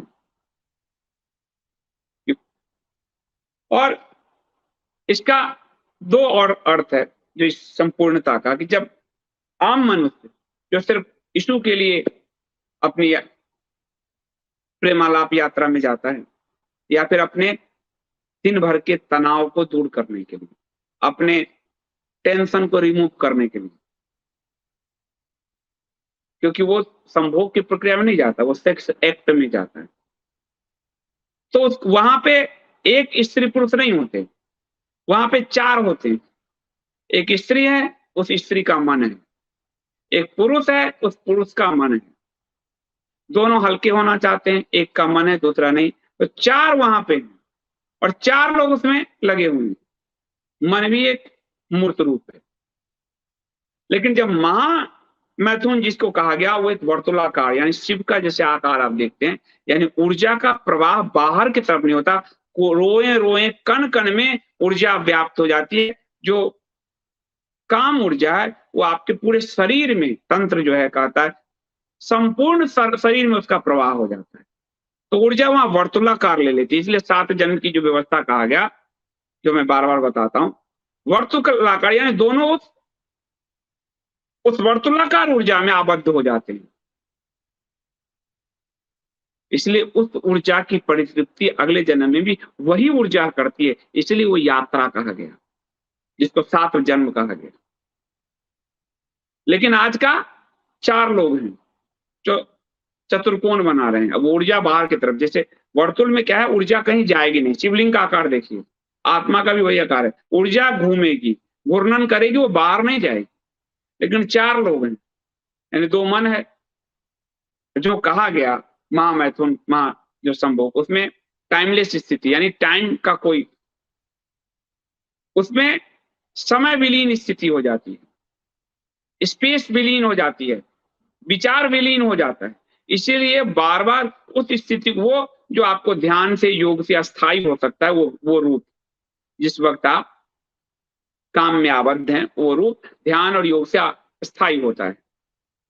लेकिन चूंकि ध्यान योग में जाना नहीं, तो उस एक क्षण के उस आनंद को, एक सेकंड के आनंद को पकड़ने के पुरुष या स्त्री बार बार उसमें जंप लेते हैं, लेकिन उनको वो आनंद का भी अस्थायी रूप उनका प्रकट ही नहीं हो पाता, ले ही नहीं पाता, क्योंकि वो ऊर्जा का वर्तुल रूप नहीं बनता, ऊर्जा का चतुष्कोण रूप बनता है। हाँ, काम में सोच कहीं और रहे तो अर्ध मन से, है काम में तो कहीं और इधर जबरदस्ती हो रहा है, तो है काम में तो ऑफिस का बॉस चल रहा है, टेंशन। यानी आप अपने काम ऊर्जा से निर्भर होने के लिए सिर्फ आप उस सेक्स में लगे हुए, तो 4 मन है तो ऊर्जा डाइवर्ट हो रहा है, बाहर जा रहा है, तो उससे कभी पूर्ण मनुष्य पैदा नहीं होगा। उस वर्तुल से होगा वो जो अंडाकार है, जो शिव का आकार है, उस शिव का तंत्र, शिवलिंग का तंत्र में ये ऊर्जा का वर्तुल रूप के रूप में ही वर्णन है। और इसलिए जब आप ध्यान आदि में बैठोगे, तो वो जब थोड़ा सा आप जब अंदर जाओगे, तो वो ऊर्जा, वो प्रकाश का वही रूप सामने आएगा जो शिवलिंग जैसा ही हो। तो यहां जो बात आपको उपनिषद आदि में कहा गया, वो बात पुराण ने ऐसे उस महामैथुन से समझाया, पृथ्वी डोलने लगी। यानी आपका संपूर्ण व्यक्तित्व आपके संभोग में शामिल होना चाहिए, कुछ भी नहीं बचना चाहिए, तब जाकर आप एक पूर्ण संतति को जन्म दे पाएंगे। आप कैलेंडर देख के, प्लानिंग करके इशू बना सकते हैं, और बाद में बच्चे आपको इशू बनाते रहेंगे, फिर रोने की जरूरत नहीं है। तो फिर पूरी पृथ्वी, पूरे पहाड़ सब कंपित हो रहे थे, नदी सागर में तूफान आ गया, तो दिखाया, क्योंकि वो प्रकृति और परब्रह्म का मिलन हो रहा है, योग माया और परब्रह्म का मिलन हो रहा है। तो सब डरने लगे, खड़े हुए कि आप ये महामैथुन त्यागी महादेव, और हे महागौरी, और आप सिर्फ रति क्रिया के जरिए पुत्रोत्पत्ति जो है आप करें। महादेव ने कहा रति क्रिया से पुत्रोत्पत्ति नहीं होती, ये महादेव ने कहा, जो मैं आपको कह रहा हूं ये वो कह रहे हैं, ईश्वर कह रहे हैं महादेव, यम प्रवृत्तिर भवताम शिवाया पर सत्तमा त्यक्ते महामैथुने तू रतिमात्रम प्रयोजिते नो मायाम भविता पुत्रस्तर्थ मयुद्यमा। कि हे देवताओं, मेरी यह प्रवृत्ति आप ही लोगों के हितार्थ हो रही है, क्योंकि जिस राक्षस, जिस देव को रक्षा करना है, जिस पृथ्वी की रक्षा जिसको करनी है, उसके लिए पूर्ण मनुष्य चाहिए। इसीलिए आप लोगों के हितार्थ ही ये मैं महामैथुन कर रहा हूं, ताकि पूर्ण रूप से पूर्ण मनुष्य जन्म ले, पूर्ण देव जन्म ले। मैं महामैथुन त्याग कर केवल रति मात्र से उमा के गर्भ से पुत्रोत्पत्ति नहीं होगी, इसलिए मैं ये उद्यम कर रहा हूं। रति मात्र से, यानी तो आजकल के लोग करते हैं, इसलिए पूर्ण उन्होंने कहा कि नहीं हो सकती। और रति मतलब जो पिछले जन्म में सती के साथ, यानी कि उसमें हास परिहास विलास सब कुछ, पर वो महासंभोग, हास परिहास विलास सब, बाकी सारी चीजें, श्रृंगार, रूठना मनाना, ये सब कुछ वो रति क्रिया में ही आती है। रति क्रिया आज के समय में वो सेक्स नहीं है, वो एक्ट नहीं है। तो उन्होंने कहा रति से वो महामानव जन्म नहीं लेगा। उमा शरीर जह पुत्रो यो भविन मम तेजसा स एव तु रिपुना हत्वा त्रिदशान वर्धयिष्यति। अतः उमा के गर्भ से तथा मेरे तेज से जो पुत्र उत्पन्न होगा, वही पुत्र शत्रुओं का विनाशक होकर देवगण का उद्धारक होगा। इसलिए वो महामैथुन से ही आ सकता है, वो रति से नहीं आए। महादेव कहते हैं तस्मान तस्मान महामैथुने में तीव भीता सुरोत्तमा स्वयं स्वयं स्थानम प्रगच्छतु अहम तदनु चिंतये। अतः मेरी इस महामैथुन क्रीड़ा से भय रहित होकर सभी देवतागण अपने स्थान लौट जाइए, मैं इस कर्तव्य को पूर्ण करूं। आप जाइए, आपको भय होने की आवश्यकता नहीं, आप जाइए। देवता तो डरे हुए हैं, वो कह रहे हैं उमा शरीर जह पुत्रो यथा न भविता हरा तथा करु जगन्नाथम तैन महामैथुनम त्यज। हे जगन्नाथ, तुम इस विश्व के कर्ता धर्ता हो, उमा के शरीर से जो पुत्र उत्पन्न हो वह करो, इस महामैथुन मत करो, बस पुत्र उत्पन्न करके दे दो। इसीलिए देवताओं में इंद्र आदि आदि को देखते हैं, आप उन सबके पुत्रों का तो नहीं उतनी जानते, वो भी उसी।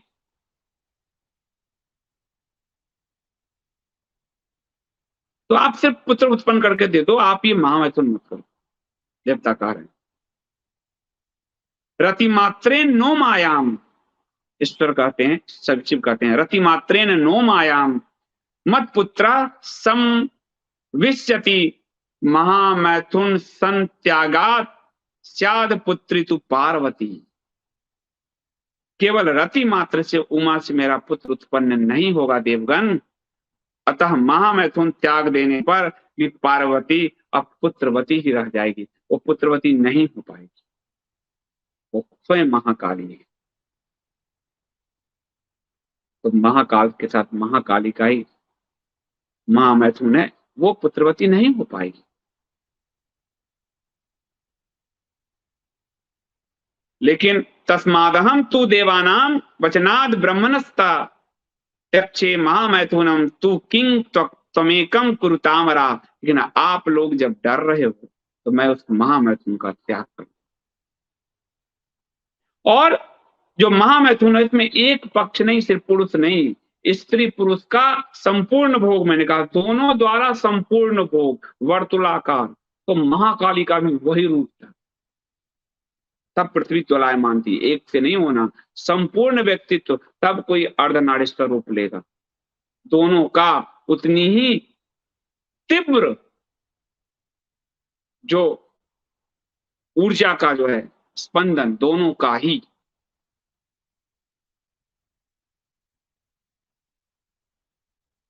फिर वो कहते हैं एक काम करो आप लोग, आप सब एक कार्य करो, महामैथुन जनित मेरा जो तेज है, यानी जो मेरा वीर्य निकलेगा अब, उसे किसी निष्कंप तथा बिना विकार धारण कर सके उस तेजस्वी के पास ले जाओ।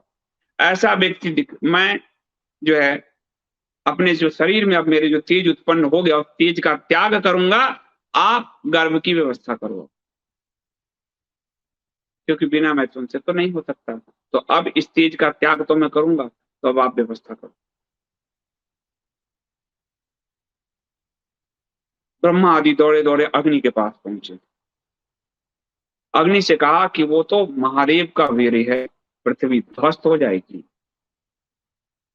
उस तेज को, उस गर्मी को, उस उष्णता को आप ग्रहण करके ले जाओ आगे, वो वाहक के रूप में। अग्निवाहक, अग्निवाहक है, जब यज्ञ देते हैं तभी देते हैं, तो हमारे यज्ञ को देवताओं तक ले जाते हैं, तो वाहक, मनुष्य और देवताओं के बीच वो वाहक की भूमिका। तो यहाँ महादेव के वीर के वाहक की भूमिका में वो है, अग्नि, क्योंकि उस तेज को कौन संभाल सकता है।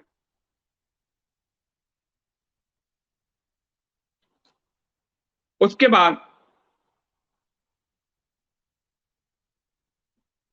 शिव ने, जैसे हवन करते हैं, हव उस तरह अपने वीर का त्याग अग्नि में किया, और वो जो अग्नि में जो त्याग कर रहे थे, त्याग के साथ वो इतना प्रबल वेग था उस तेज का, वो तेज जो है छिटक कर, 2 बूंद छिटक कर जो है पर्वत शिखर पे गया, और पर्वत को ध्वंस कर दिया। वहां से 2 पुत्र पैदा हुए। एक भृंग के समान कृष्ण वर्ग था, ब्राह्मण ने उसका नाम भृंगी रखा।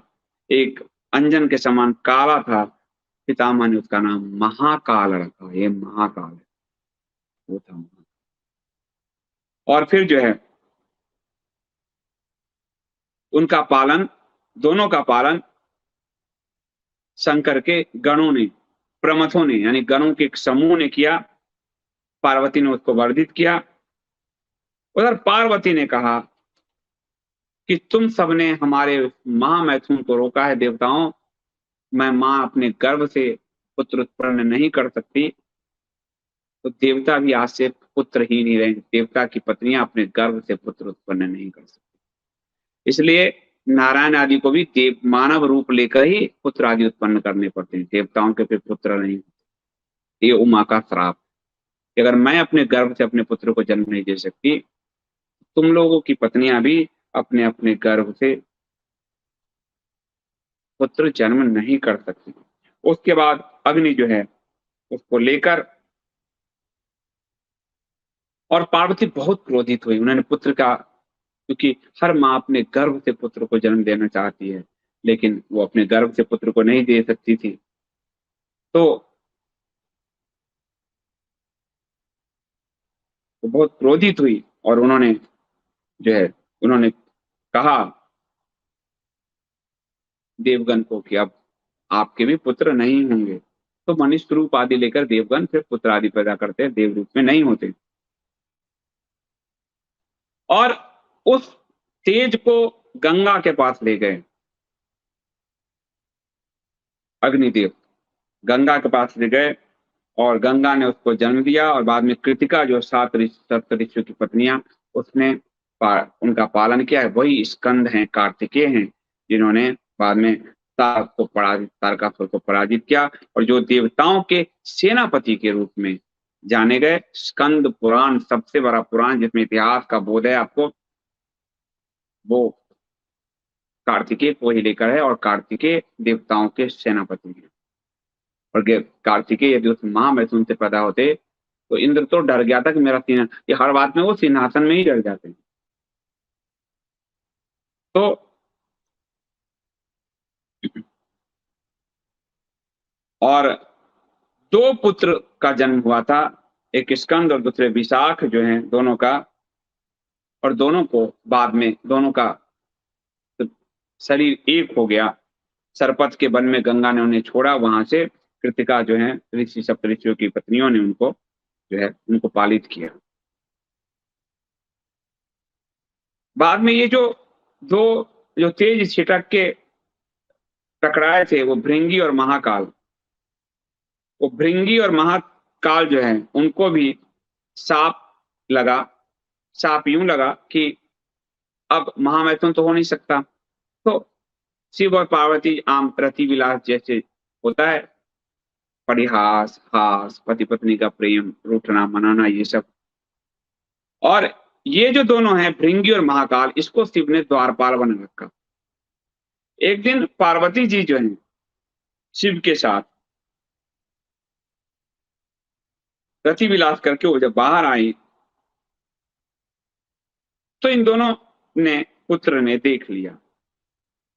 तो पार्वती जी ने इनको श्राप दे दिया दोनों को कि अब तुम लोग मनुष्य योनि में जाओ। और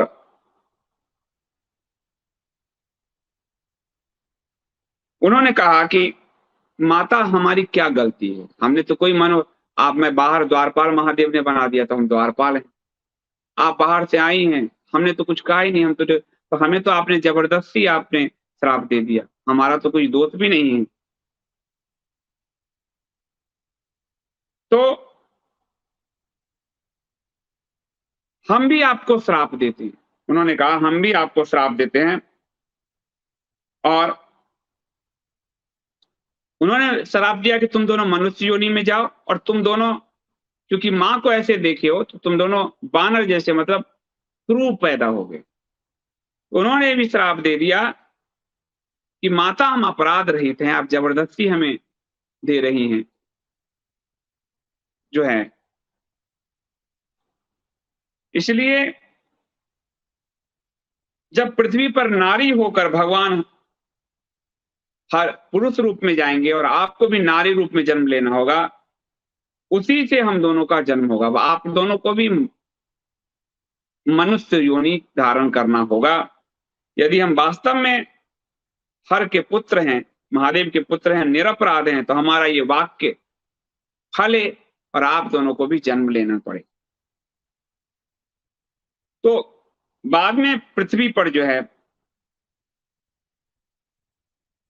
इन दोनों का भी जन्म हुआ, और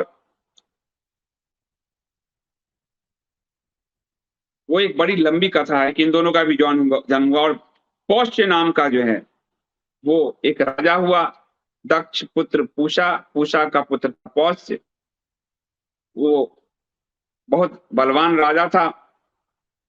फिर उसके यहाँ जो है तो एक लंबी कथा है कि ये कथा चलती गई, और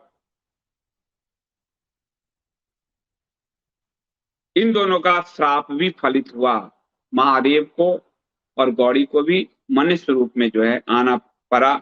और ये जो है आपको चंद्रशेखर के रूप में महादेव को, उसके पुत्र के रूप में चंद्रशेखर के रूप में महादेव को जन्म लेना पड़ा, और उनकी पत्नी के रूप में जो है किस कहीं और उनका जन्म हुआ। और इस तरह पुत्र का श्राप भी माता पिता को लग जाता है। ये कथा आई कि अगर पुत्र निरपराध है तो माता पिता चाहे महादेव हो गौड़ी हो, निरपराध पुत्र पे भी अगर आप अन्याय करेंगे तो उसके भुगतान भी आपको करने पड़ेंगे, भले आप देव। वो दोनों निरपराध थे, तो इसकी वजह से जो है, जिसके कारण इन दोनों को मानव रूप में जन्म लेना पड़ा। और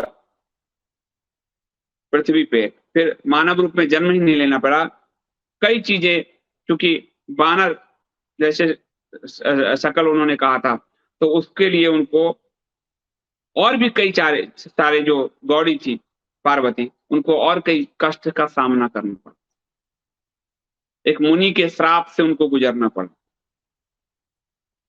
तो इसका असली कहानी तो यही है कि माता पिता के साथ साथ पुत्र भी, अगर ये नहीं कि आप माता पिता हैं तो पुत्र और पुत्री पर अपनी कोई भी मनमानी थोप देंगे, कुछ भी श्राप दे देंगे, कुछ भी उनको कह देंगे, यदि वो निरपराध हैं तो भुगतना आपको भी पड़ेगा।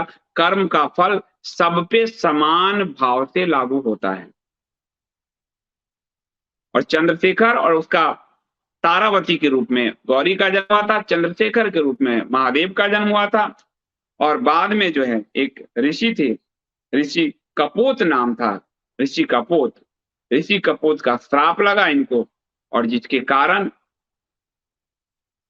फिर इन दोनों का जन्म हुआ, महाकाल और श्रृंगी का जन्म हुआ। तो ये कथा बहुत विस्तृत रूप में है। इसका असली दर्शन यही है कि हर व्यक्ति को अपने कर्म के अनुसार जन्म लेने पड़ते हैं। आप कर्म के बंधन से मुक्त नहीं है, इसलिए हर व्यक्ति को अपने कर्म, आप कई लोग सोचेंगे पापी है, ये बड़ा हो रहा है, फल फूल रहा है, उसके पिछले कुछ कर्म होंगे। और साथ में पाप को बढ़ाना इस सृष्टि में, मैंने आपको पिछले ही बताया था, क्योंकि लक्ष्मी का काम है, ताकि भविष्य में नारायण का अवतार हो सके तो पापियों को सत्ता और पापियों को धन मिलता है और बहुत तेजी से मिलता है। तो आज की ये कथा जो करीब 10 अध्याय थी, ये कथा आज समाप्त हुई और टोटल 50 अध्याय पूरे हुए। अब 40 अध्याय और बचे हैं। मेरा आप सबसे अनुरोध है कि आप इसी तरह अपने मनोभाव के साथ इस कथा में उपस्थित रहें, क्योंकि धर्म की यात्रा कम ही लोग करते हैं, तो कम लोग भी हैं, कोई बात नहीं। और आप लोगों ने इतने मनोयोग से इसको सुना है, इसके लिए मैं आप सबका धन्यवाद करता हूं।